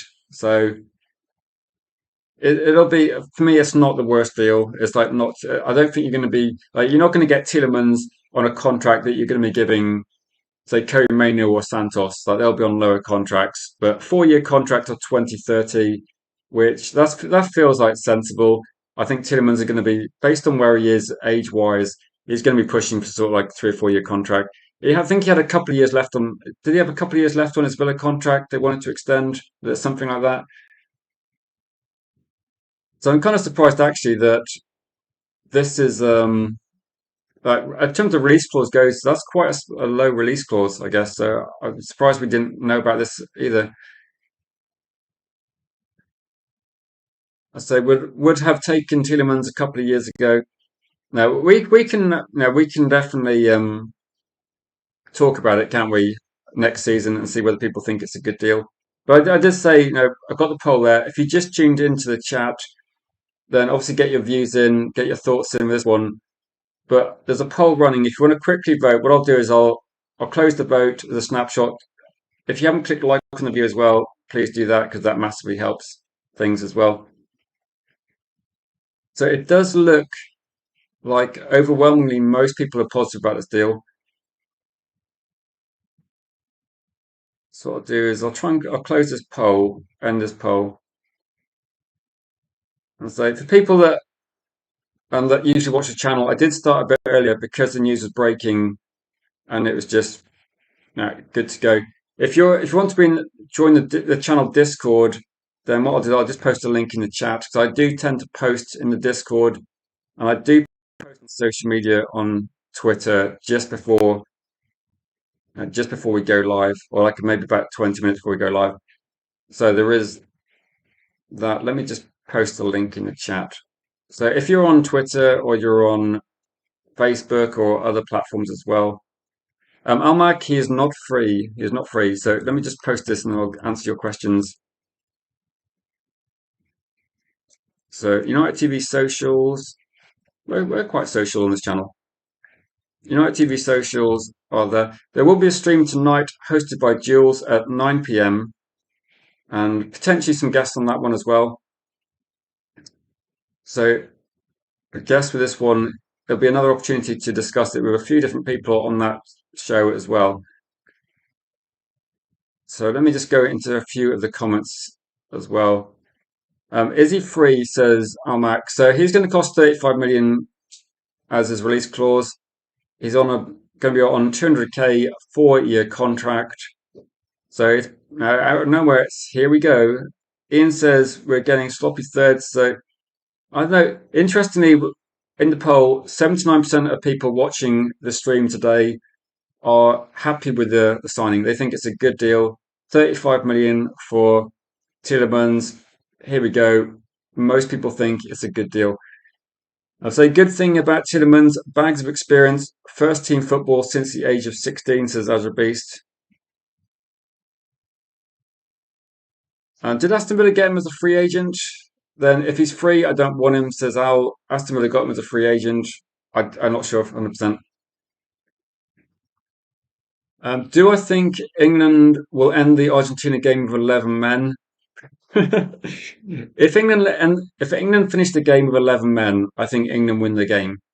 But I don't know. Keeping them all on the pitch, surely they know about this one. They must know about this one. Boba says Tielemans is excited about the possibility of playing at Old Trafford. It's been his childhood dream to represent Man United, says Fabrizio. Why didn't he push 4 years ago when he was free? He should have pushed then. No. So 3 years ago, at 26 years old, we could have got Tielemans on a free. And yeah, if we'd have got him then, the good thing about getting him then would have been, can you imagine, like, we wouldn't have had to get Agate, so that's 42 million saved on Agate. I don't know how much Tielemans would have cost. It's all I can say is that maybe like I think actually Ineos is Agate is their mistake, isn't he? So I can't really say too much about that one. But no, we could have got Tielemans if we could have got Tielemans on a free, obviously a great deal. I mean, I'm trying to think who we signed 3 years ago because 2 years ago we got Agate. I'm not sure what we got 3 years ago. 200k a week. Please tell me you're joking. This is unfortunately this is Ornstein Tyrone, so it seems to be that 79 goal, 579 game. That is one hell of a lot of games, isn't it? Yeah, it's kind of Tyrone. It's my childhood dream to play for Man United. I'm available. I'm a bit older than Ineos's target age range, but I'm not asking for 200k a week. I'd be happy for like 1k a week would be nice. Or just free tickets to watch the team would be fine. 20-year-old says Almac, you're not happy. Is there any what's the word? Is there any way that the third signing changes people's opinions on this one? It is good business for Aston Villa. Says no, it is good business for Aston Villa in the scheme of it. Like and 29 million, say so 35 million for a 29-year-old. It's a good deal. Like it is a good deal. If Man United could get this sort of money for players, then absolutely fine. So England winning against, say, it's set up for it. All I see is Argentina being given a pass to the semis by FIFA, so they have to go against them now. There's a lot of this is I've never known a World Cup where there's more what's the word suspicion over everything, and I think some of the things that have happened though I can see why. Oh, was that when we got? So it was Casemiro we got instead because we signed no one at that stage of the season. We chased De Jong, I think. Was that the Frankie De Jong? Was it 3 years ago? Frankie De Jong must have been. Must have been a year before that we got Sancho. Then was it? So I'm trying to think because Frank that must have been Eric Ten Hag. So maybe that was through. I think Eric Ten Hag was here a couple of years. I don't know. Maybe it was like 4 years ago. So Casemiro's contract expired. Did we give him a 3-year deal?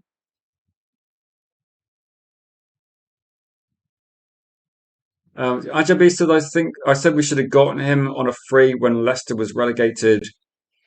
Yeah, to be honest, I can't remember the situation at the time, but there must have been a reason. I mean, the probable reason is Man United are just a bit incompetent, so I can see why that happened. But there must be other reasons why this happened. So Frankie John was 4 years ago. There's going to be a lot of scrutiny on this player by Man United fans because this seems to be now this seems to be the player that's going to replace Tielemans. Now, Aston Villa sources, it seems they wanted to keep Tielemans at the club, so I don't think it's the same way of PSG selling a Sagate to fund a better player. I don't think it's the same thing. I think Aston Villa wanted Manzambi to come in and keep Yuri Tillemans. So I think they were looking at boosting the squad numbers a little bit. So I don't think it's necessarily that way, but I can see why people are not happy about it. And there was a few people that said they would rather go for Manzambi than Tillemans. I can't remember the deal for this. Is it 60 million euros or something like that? Is it we talking about 50 million for Manzambi? Is it that sort of price? But he was definitely spoken about by a couple of people, but I've not seen it. I've never seen a link regarding that one as well. I'll be up to you, Niche. I went a bit early today. I started at 12 today. How much did Manzambi actually cost? Like, I know people were talking about him, and it might have been yourself, Al. There was a couple of other people. It might have been Danny that said for a while, maybe over the last few weeks, said Manzambi is one that we should consider. And it looks like Aston Villa have been, they've got him done. I think it's here we go, isn't it? But how much did he actually cost? Like, I thought it was a bit more expensive.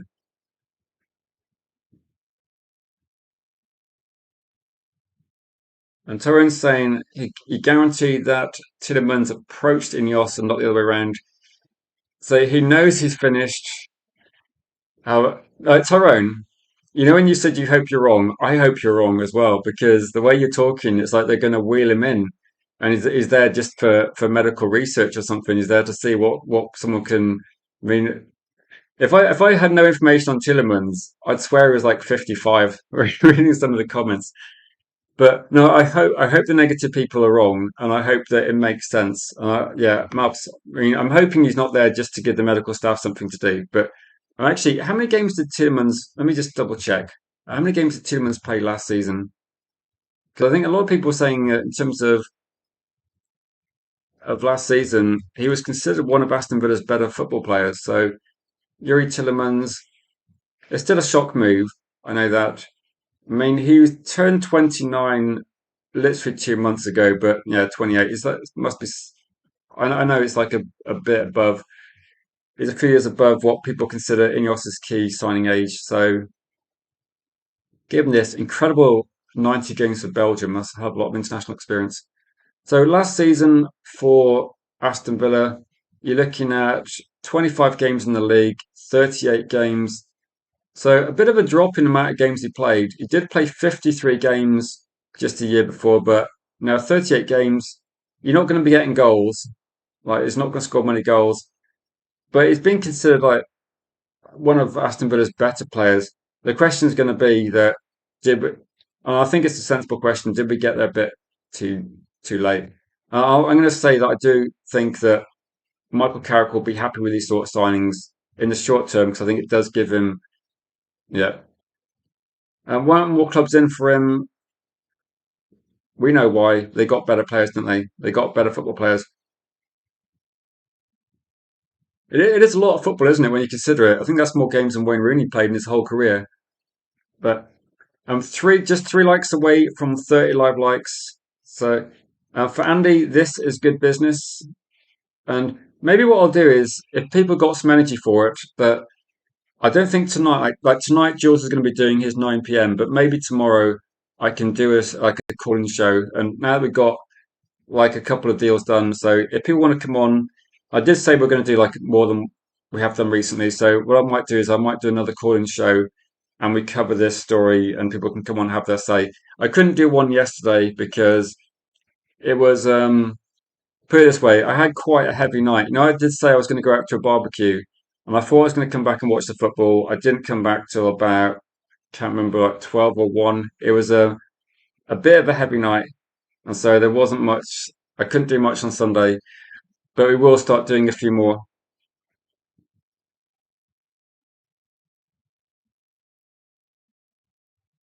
D Hex said, I'm not entirely sure what the three midfielders is going to be now. No, to be honest, if we did a sweepstake and everybody guessed the three midfielders, Santos, Tielemans plus one other, no one would have got close to that. So I'm kind of as surprised. I'm as surprised as you. So I don't know. I honestly, I don't know what to think. Then you can, we can, once we sign a third player or a third midfielder, then we're going to have a good idea where we can, we can look at Curry Mano, Tielemans, Santos plus a fourth one, and just see right how does the midfield look with Bruno Fernandez as well. What's going to happen? And I don't know. I get the feeling we're going to look for someone. I feel like we need someone younger and someone very mobile now. So it feels like we've got some players in now. I feel like we need like Helgi, who was in the chat earlier. I feel like I agree with that. I think we need an athlete now. I think we need someone that's going to be younger, mobile, etc., etc. That's going to be ticking those boxes as well. And be up to you, Danny B. And what do I think of Maine's World Cup?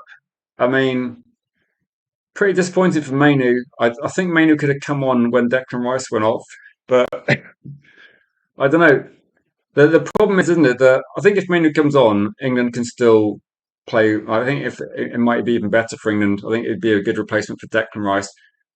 But England win, and as long as England win, I think people can think two things. I think Mainu should come on, and I think it's a bit annoying he didn't come on. But from England's perspective, at the moment with the World Cup, they've got lucky that it's one of those games up 50-50 against Argentina.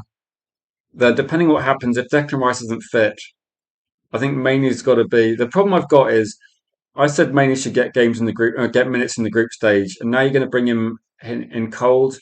That if you get to a semi-final of a World Cup and suddenly you're thrown into the team, then it's not ideal. Like there's a massive amount of pressure. There's it's the biggest game of your career, and you've just been on the bench for what is that now, like quite a few games. But yeah, we'll see what happens. DHEC says this honestly feels like something we should have done 3 years ago. It does, doesn't it? It feels like if it was 2023, it would be crazy optimism, I think, and people would be like, "Yeah, we should have done this." But I did do a poll, and honestly, like everybody voting, and I'm not sure how many people have like passed through the stream today, and it was 80% positive. So most people are happy with this deal. I think the next one will be the third signing is going to be very interesting. Where as soon as we sign a third midfielder, I can put the question there: is this a good midfield rebuild? And we can then comment on it. At the moment, we've only got two-thirds of the information. And Lee said this is exactly what we needed to know in Fernandez. We've got players with the pace of snails in there now. Andy's saying we've all been saying we need experience. Now we have it. You don't want it. The problem is, I suppose, is that at what age do you like? How old? How old do we consider experience? That with Casemiro, he's got a vast amount of experience in that. You don't. There's not many players with Casemiro's experience. Almac said, "I would prefer Carrick to come out of retirement and then pay 35 million for Tielemans." So Ineos out. Now I do have the Ineos out emoji if people do feel that inclined. Um, but Berber's agreeing with Andy saying, regarding experience, yeah. I think actually the live comments are more 50-50. I think the people that are vocal are like more, generally a bit more negative about this deal. I can understand why, but it's just when you're looking at it, I think maybe it's Jim Ratcliffe's fault for saying marquee signing at the moment. Do you think there's any sort of player out there that counts as a marquee signing and say, no, we need someone that, yeah, good in the air, athletic ability. I'm not sure how tall Buwadi is. I'm trying to think, like, is Kone athletic enough? Like, he's a bit taller, I believe. But you need someone that's going to be a ball winner in the air, someone that's going to be incredibly mobile. I guess with Buwadi, actually, he's 18, so he's still going to grow. So I think he's going to be one. Actually, he didn't look too bad in the World Cup. He looked like he was, um, in terms of this one. Ian says, "What is Yuri experienced in?" Well, I think if you look at Tielemans, then he's won trophies with Leicester, he's won trophies with Aston Villa. I think you can't really question his experience, like nearly 100 games for Belgium. I think the thing you can question is the trade off between age and experience worth it? Like, would you be looking at this one? Can you bring back Casemiro? No, I think these are probably going to be bench players, probably yet. Danny B says he's not going to complain at this point, but reserve the option to complain in the future, Danny. Uh, let's be honest that the third signing could change how people see this. I think. And Boyd's 6'1". Yeah, and I think Boyd's about my height, but he's 18, so potentially he's going to grow a bit more anyway. So he could end up being, if you're 18, he probably could grow a bit in the next 2 or 3 years. So he could end up being like 6'2", 6'3", couldn't he? So I think Kone's what 25, 26. So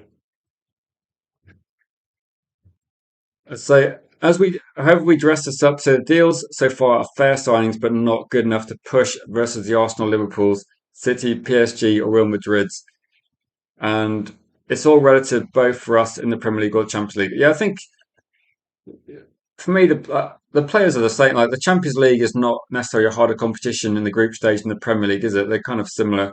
If anything, I think getting to the knockout stage of the Champions League will be easier than finishing top four because to finish top four, you've got to finish above some good teams.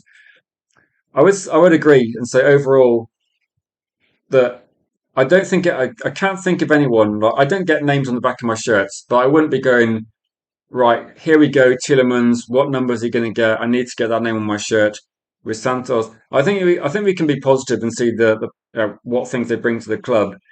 But I think overall, the issue we got maybe is going to be Manchester United are trying to catch Arsenal. They're trying to catch Man City, and Man City got Anderson. We're seeing even Spurs get Tonali and Matheus Fernandes. It looks like Arsenal are going to get Bruno Guimaraes, and I think Bruno Guimaraes feels like maybe with Bruno Guimaraes, is he the sort of player people will be looking at and going, right, why don't we try and get Bruno Guimaraes instead of Tielemans? And the price difference is going to be, what, £25 million extra to get Bruno Guimaraes. So you would be spending a bit more money. I think Bruno Guimaraes might possibly want a little bit more pay. So it could be that. So he says, can cover mainly too. Um, yeah, I mean, some of these players, I think it's going to be, yeah, and I think, yeah, Solly, I think you're right. I think Tielemans is a good signing, but Manchester United need to have more. And it feels like if Man United got Tielemans, Santos, in a couple of years' time, Santos could be a first team player, and we could be talking about Santos as a really good deal. And in a couple of years, Tielemans' job there, I think Tielemans' job is to make sure the standard doesn't drop below a certain level. Make sure that Man United are always pushing for top four, always pushing for Champions League. I think that's Tielemans' job to maintain the standard in the squad to a certain level. But I don't think he's going to push the squad up. I think for me, it's about making sure you don't fall out of the Champions League. And I think this is what annoys people about the Glazers. And this is where people are, I think people are genuinely worried that Ineos just want to get Champions League football and don't want to push to win trophies. And if Man United had signed, if Manchester United had signed, say, Anderson trying to think who else was available, Tonali for big money, Matheus Fernandes. I think we could have had a conversation where people go, right, you get Anderson, you spend 100 plus million. Ineos are serious about trying to win the league. I think that's the difference. That this feels a bit like let's not drop any further than we have done recently. Let's not fall out of the Champions League. That's the difference, isn't it? Do you protect what you got in like third position, or do you push to get first or second? Like, and I think most Man United fans go, let's not worry about just trying to finish third or fourth. Let's try and win this league. And I think the only thing I can say is that if this season it's very much about let's maintain our Premier League status in terms of top four, let's make sure we're regularly in the Champions League every single season, and then next year or the year after, when there is these sort of players like there is an Anderson, there is a Semenyo, maybe we can go in hard then and go, look, we're in a title race, we're going to try and win the Champions League as well, and that could be when we go for those sort of big money transformative signings. Because at the moment, these are solid squad options and it's a mixture of like experience with players that are going to be better in the future. But these aren't going to be considered the elite signings you can make. That if we were going to draw up a list of midfield options and list our favourites 1 to 10, Tielemans and Santos probably aren't in the top 10. But it's not to say they can't be effective signings as well.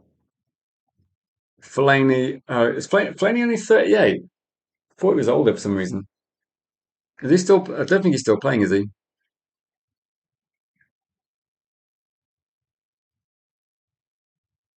And what he says, if well, maybe we I don't normally quote Agbon Lahore, but it'd be interesting to see what he says. Ajay Beast says, go on transfer windows, said, always miss out on targets, always go for a panic buy.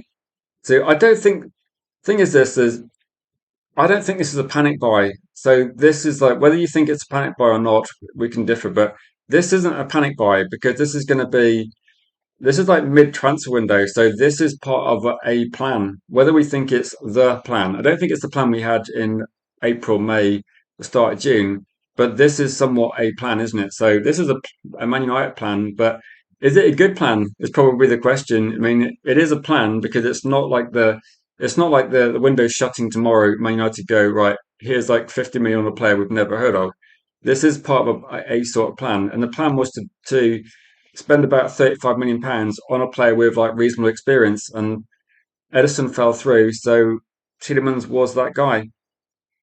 I mean, I'm in one way, I'm quite happy that I find I did say this on the weekend that we keep doing streams where it's very speculative.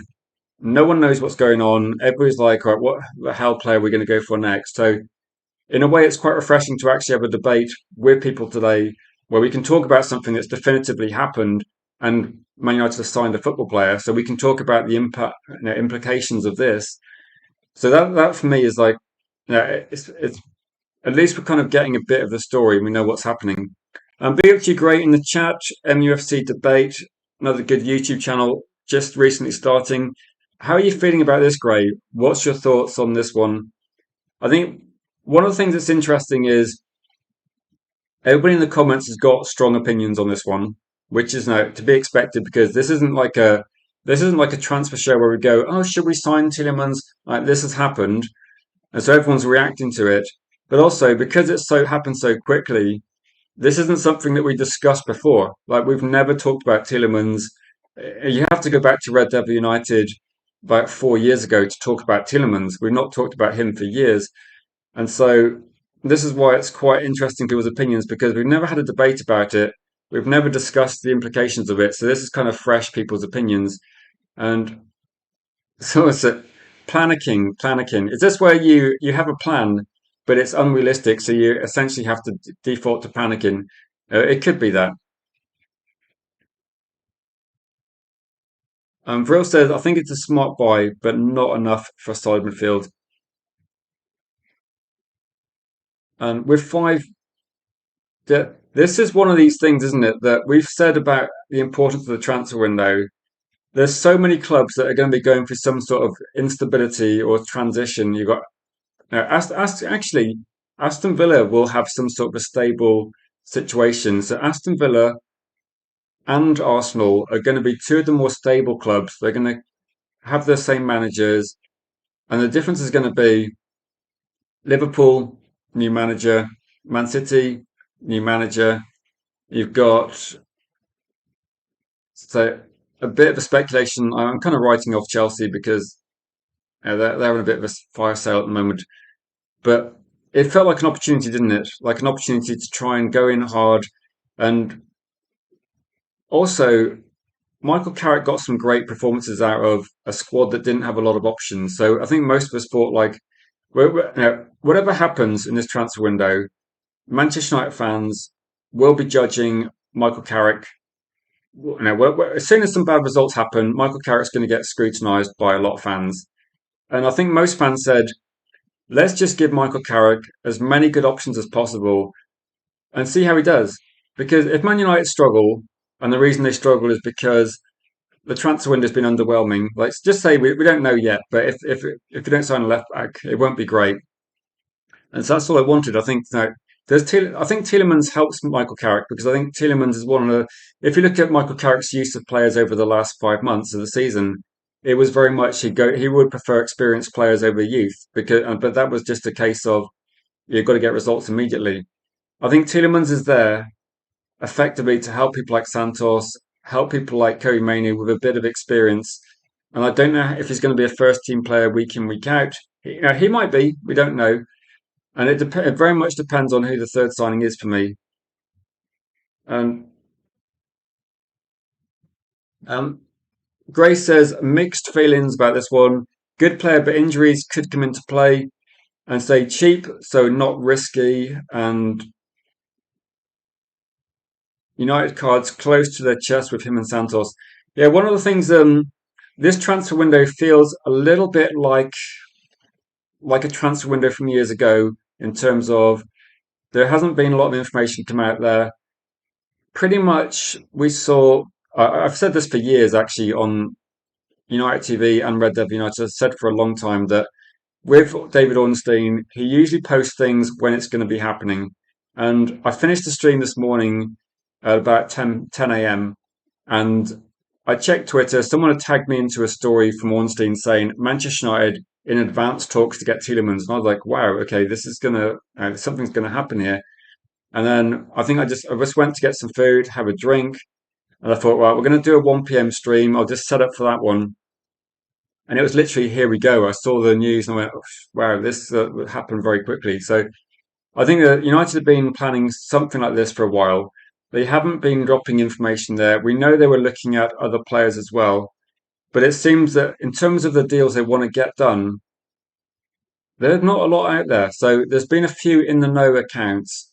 They have no information. So a lot of people tweeting information, and a lot of people posting this is the short list. Like you see Ben Jacobs talking.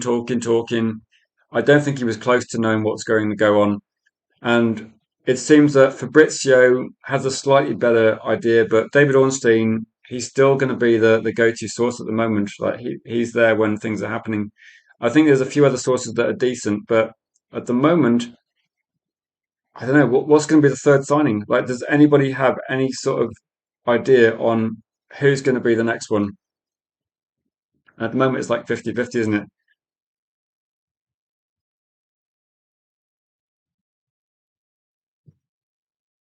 I'd say 29 years old per year. He's expensive, says. I think it depends on. I think it depends on. It's like regarding expensive. I think with this one is if Manchester United drop out of the Champions League, it's a disaster, isn't it? So is it going to be an option to steady the ship somewhat and give Carrick at least a bit of stability? I mean, everybody looking at Tielemans, he's a big improvement on Agate. You've got to say that. Jules is saying we have nobody to dictate a game. Tielemans will give us this and say game management scenarios, etc. And maybe this is looking at that as well. That is one thing that Man United actually were quite poor at last season. Was in terms of trying to manage games where we're actually winning games, we were a bit struggled with that one. But no, it's and so we need a Brian Robson. So I know. I think with this one, who would be the player out there that would be like a Brian Robson? Or who would be that player to go for? That if you're looking at it, I don't see Tonali being like a Brian Robson. I don't know. Yeah, this is one where we can scrutinise this, Kenny, at some point. If I do a calling show, Kenny, you'll have to join. But maybe this is something that we can do after the transfer window, where we can do like a general calling show and go, right, do you think that? And there will be a calling show, hopefully on the Sunday, possibly tomorrow or Wednesday, depending on, because there isn't as much World Cup football now, so I can do a few more calling shows for people that want to come on. But again, it's up to you guys. If there's a demand for it, we can do a few more, and we can have a calling show maybe to discuss the Tielemans one. I mean, Jules will be streaming tonight at 9, but we will be, opening up the platform for more people to get involved. And yeah, maybe that's going to be one. Like, are United just about top four at the moment? If they are, then it's going to be massively disappointing. Yeah, not Nottingham Forest are always a bad one, aren't they? No, I don't know at the moment. Which it might well be a team that get promoted, like maybe Ipswich. I don't know. Actually, no, I don't think Ipswich are as quite as brutal as that, are they? Whereas the wow factor signing, I'm starting to think that we're not going to be getting a wow factor signing. Then, and I think yeah, for me, I said Elliot Anderson would be like a Roy Keane type signing, where you get someone that can do so much. In terms of this one now, yeah, in the 90s, Elliot Anderson would have been a Man United player. Like, there's no problem with that. That would be a thing, wouldn't it? It wouldn't matter what he cost. I think at the actually wasn't Brian Robson was a club record. I'm I was thinking that maybe Roy Keane might have been a club record at the time because he would be before was he before Andy Cole? I was trying to think what the order was, but I thought Roy Keane was somewhat of a record, was certainly up there. And I think Man United wouldn't have cared what their record signing is; they would have just gone for it as well. But in terms of third option, D Hex is saying you got Scott, Bawadi, Kone.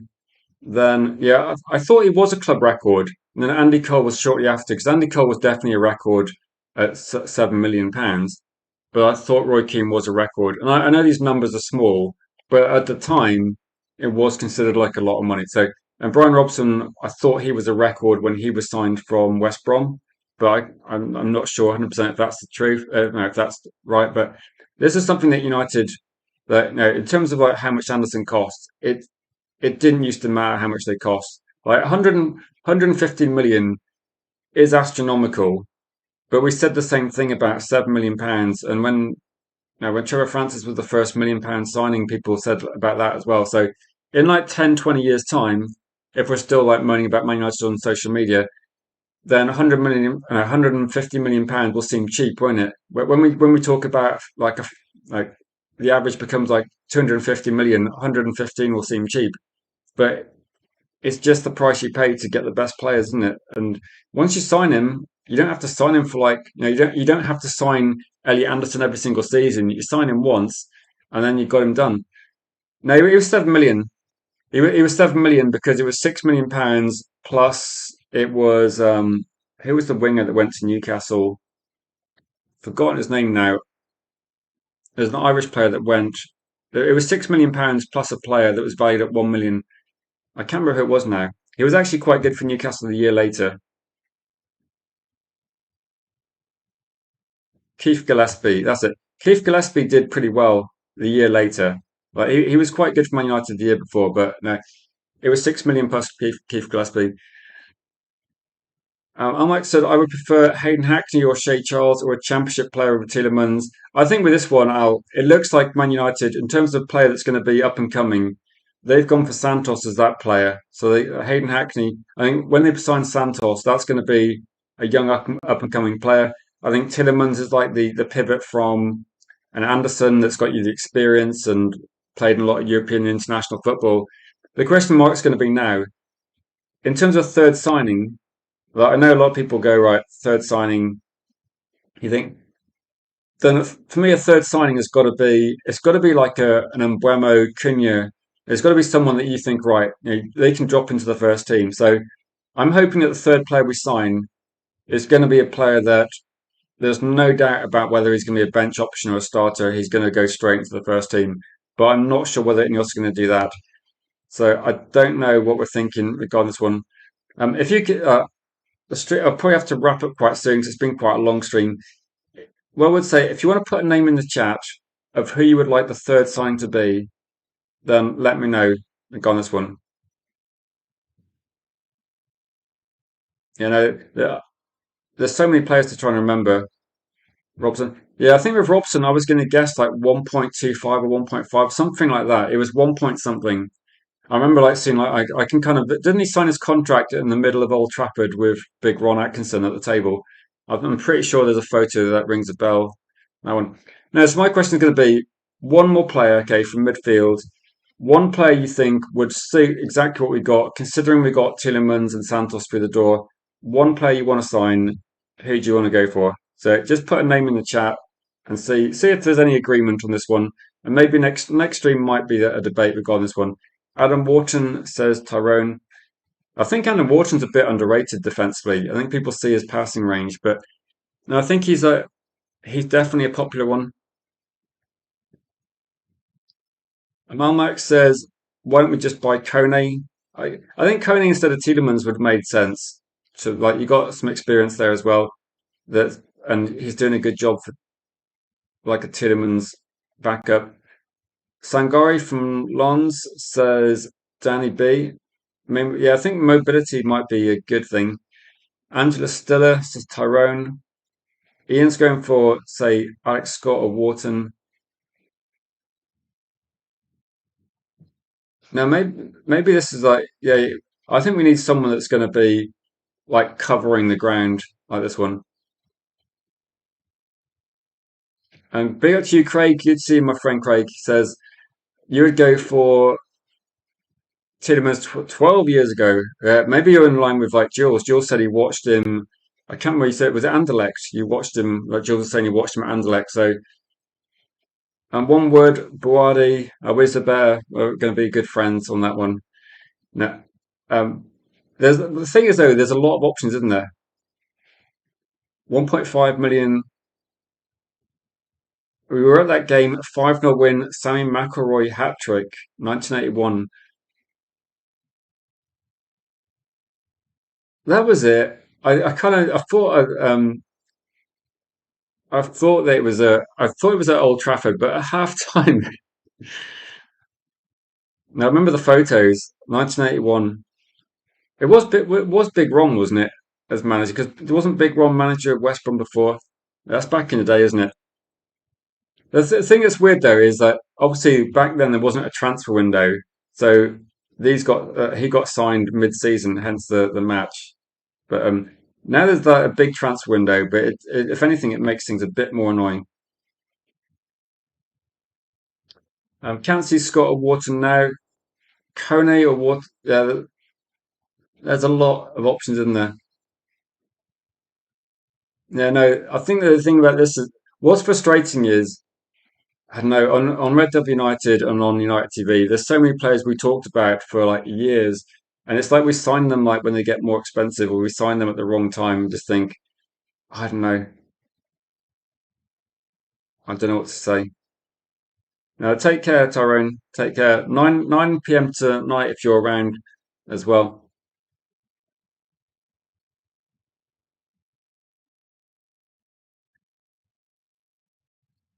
Um, well, that's going to be Michael Carrick's job.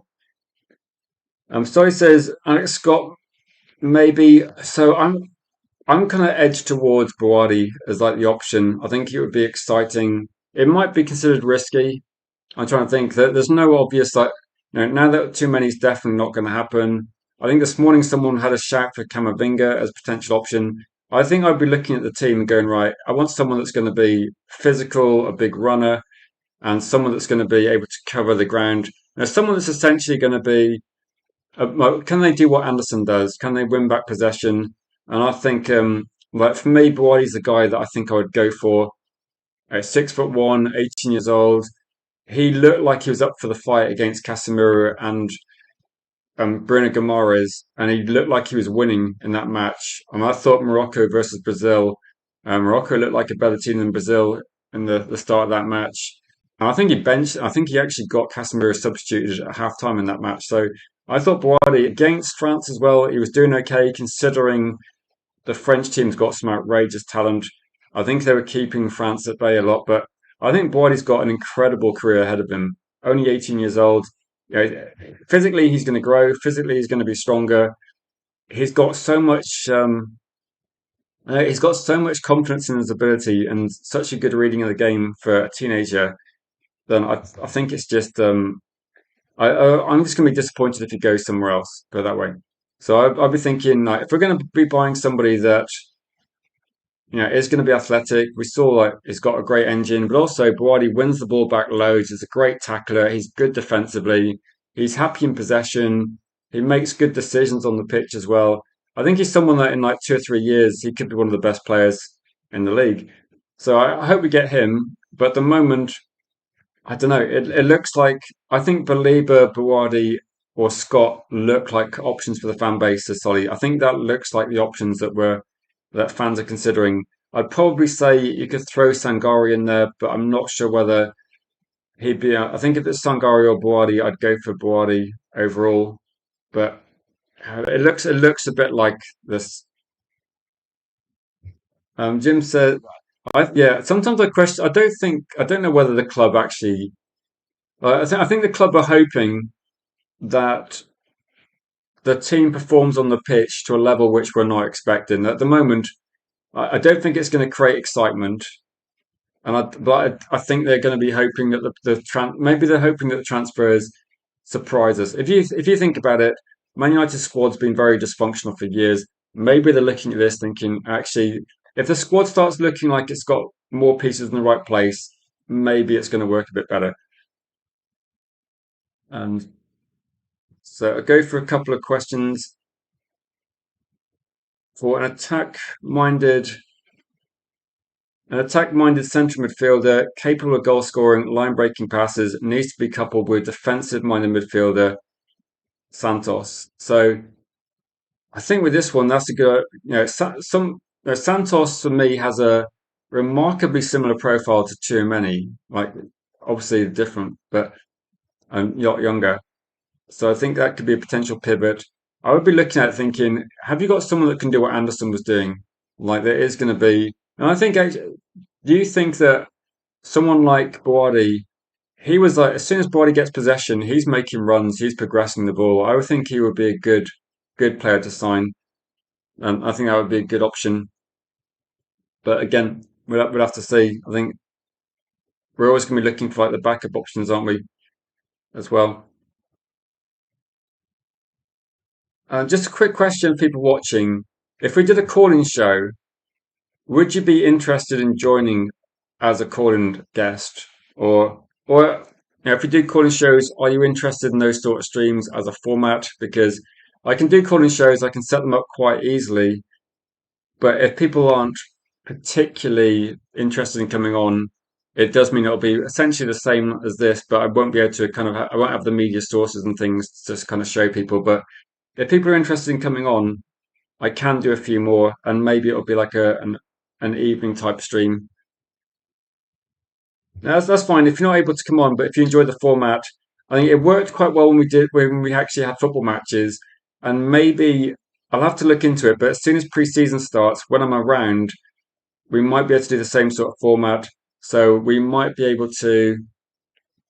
I think we might be able to do the ones after the game as well. But I have done a few, and recently because of the World Cup, when I did a call-in show, then there wasn't a lot of interest in coming on. So again, we might try and do a few more as well.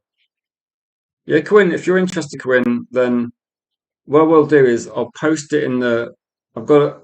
I'll post it on the Discord, and I'll post it and I'll try and give you guys a bit of notice. So if you follow the channel, I can just in channel post say, look, we'll do something. At the moment, usually like Sunday has been like a go-to one. It's got messed up a little bit because of the World Cup, and I remember talking about Jashari, Mastantuano. Now it's Buadi. We keep talking about these guys. We don't sign them though, do we? Um,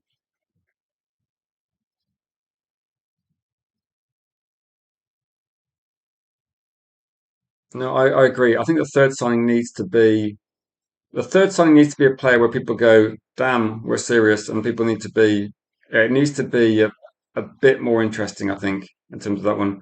But I think the best, if I was going to put a positive spin, I'd say Michael Carrick will be happy he's got some good options in there, and he'll be happy that he's got Tielemans as some experience.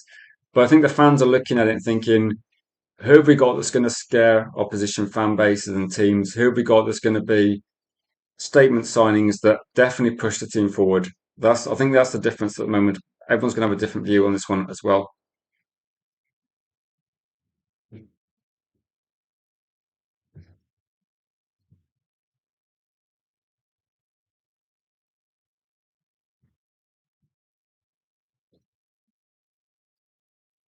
So before I go, let me just go. Let me go for a few of the comments. If anyone's got any some final comments as well. So I think Anderson has not been great in the World Cup. Should have given Kobe more minutes. I think based on like the games, I think he's chosen. It feels a bit like Tuchel's got his like team and he's not going to deviate from it too much. I think that's what we're thinking as well.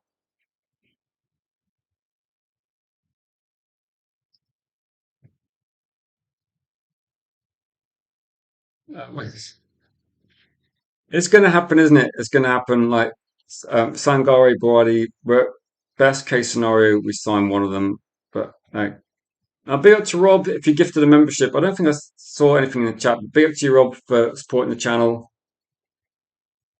Have anyone got like a final comment? So I said I went a bit earlier today. I didn't plan on doing like a long stream, but there's a lot of I think there's a lot of things to I don't know, a lot of things to discuss. Just people that joined, like Rob, Berber. Are you happy with the signing, or is it very much a case of let's see who the third one is? I think maybe tonight, if Jules is doing a stream, obviously Jules can decide what we're talking about. But maybe there's going to be a bit more on this as well. Maybe a bit more details about the contract. But maybe it's going to be, who's going to be the third signing? Because I think things are going to happen a little bit quicker now. The World Cup is drawing to a close. Yeah, massive thanks to you, Rob. Uh, Appreciate the gifted membership. And just shout out to the people that are in the chat with a gifted membership. If you're watching and you got a gifted membership, please thank Rob for that as well.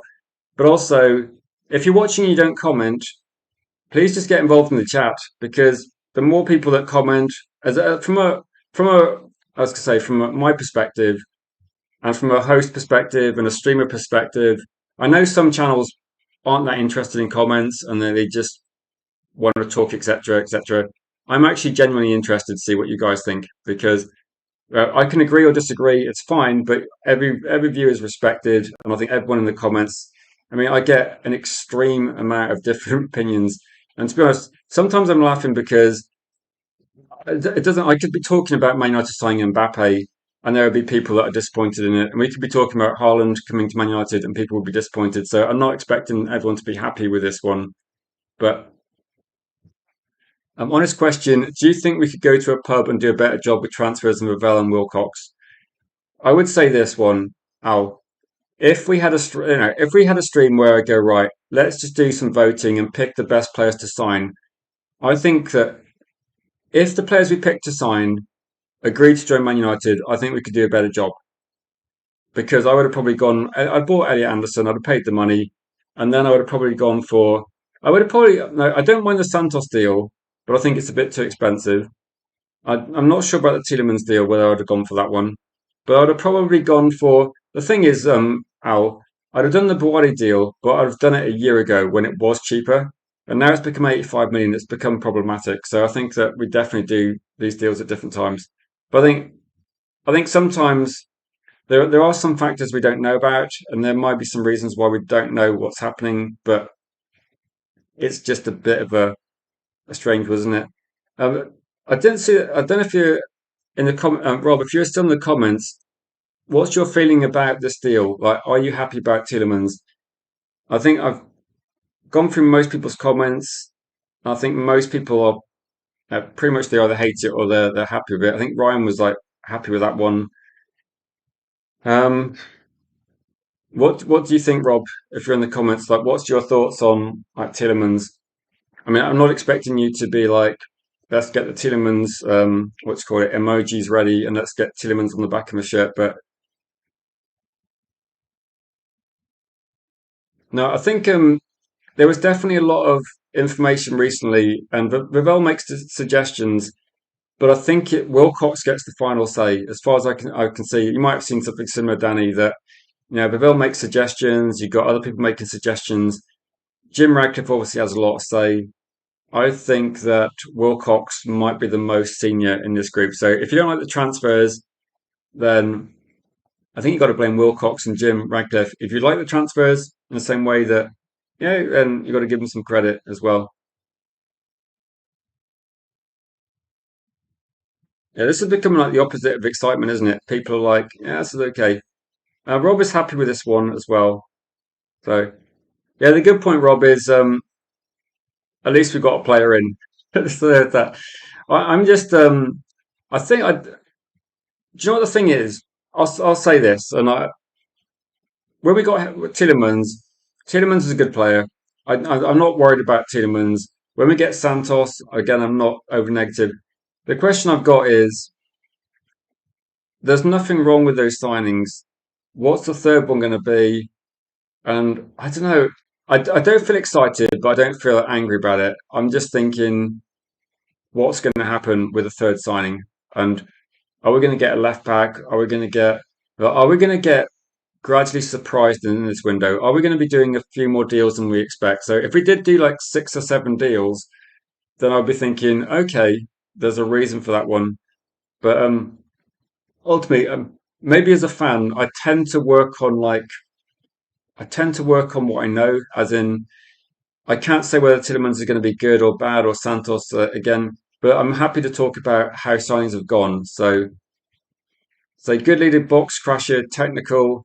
Maybe this is what we need, Danny. If you look at the way that England have done well in the World Cup, I think the way that football's moving, where if you've got players that are going to be aggressive attacking the half spaces, and you've got someone like Bruno Fernandes feeding those attacks, maybe in a way, people like a box crusher like Tielemans could be effective, but we'd have to see how it works as a team, don't we?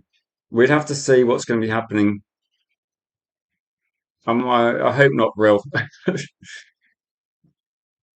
Don't say that. We can't go from two signings to one, then back to two, then back to one again. That's going to be a disaster, isn't it? Cake, you're right. You're right. But 3 years ago we could have signed him cheap. A year ago we could have got other players cheap. I think Santos is done, isn't he? Actually, Santos Medical was here we go, wasn't it? That got done. I think that got done the day that Edison fell through. It got done. So yeah. Um, Stephanie said, "Wow, signings might not happen. We need 6 players, new players in, at least 4 to go." So yeah, I agree with this. We did say this, and I think most fans said they wanted to get more depth.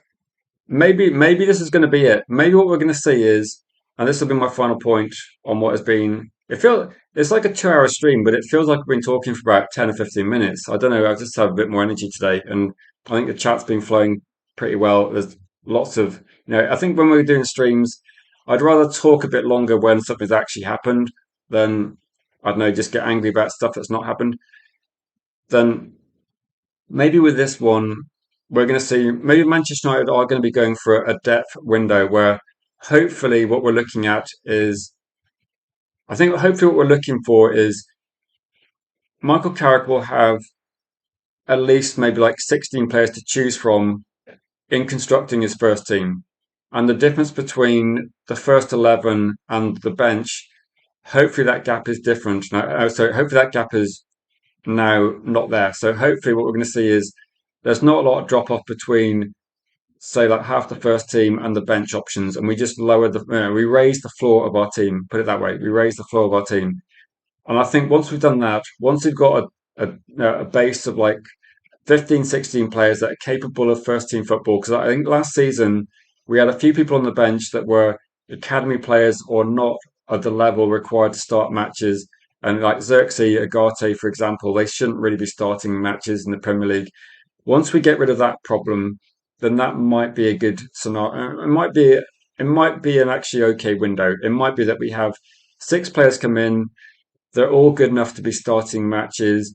And if we get a solid season, if we can finish like comfortably in Champions League positions, maybe like try and push closer to Arsenal City if we can, and also maintain a sensible Champions League campaign, domestic cups, like don't get embarrassed by it. Like get some of the performances last season, like Grimsby, were embarrassing. We need to avoid that sort of thing.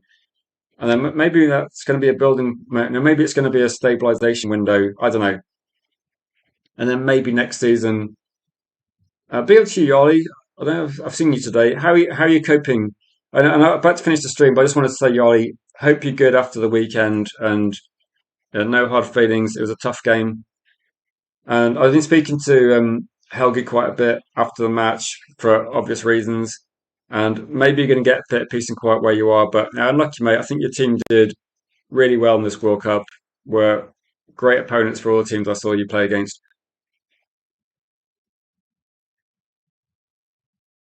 So Tielemans, Edison, perfect for each other, says Yarley.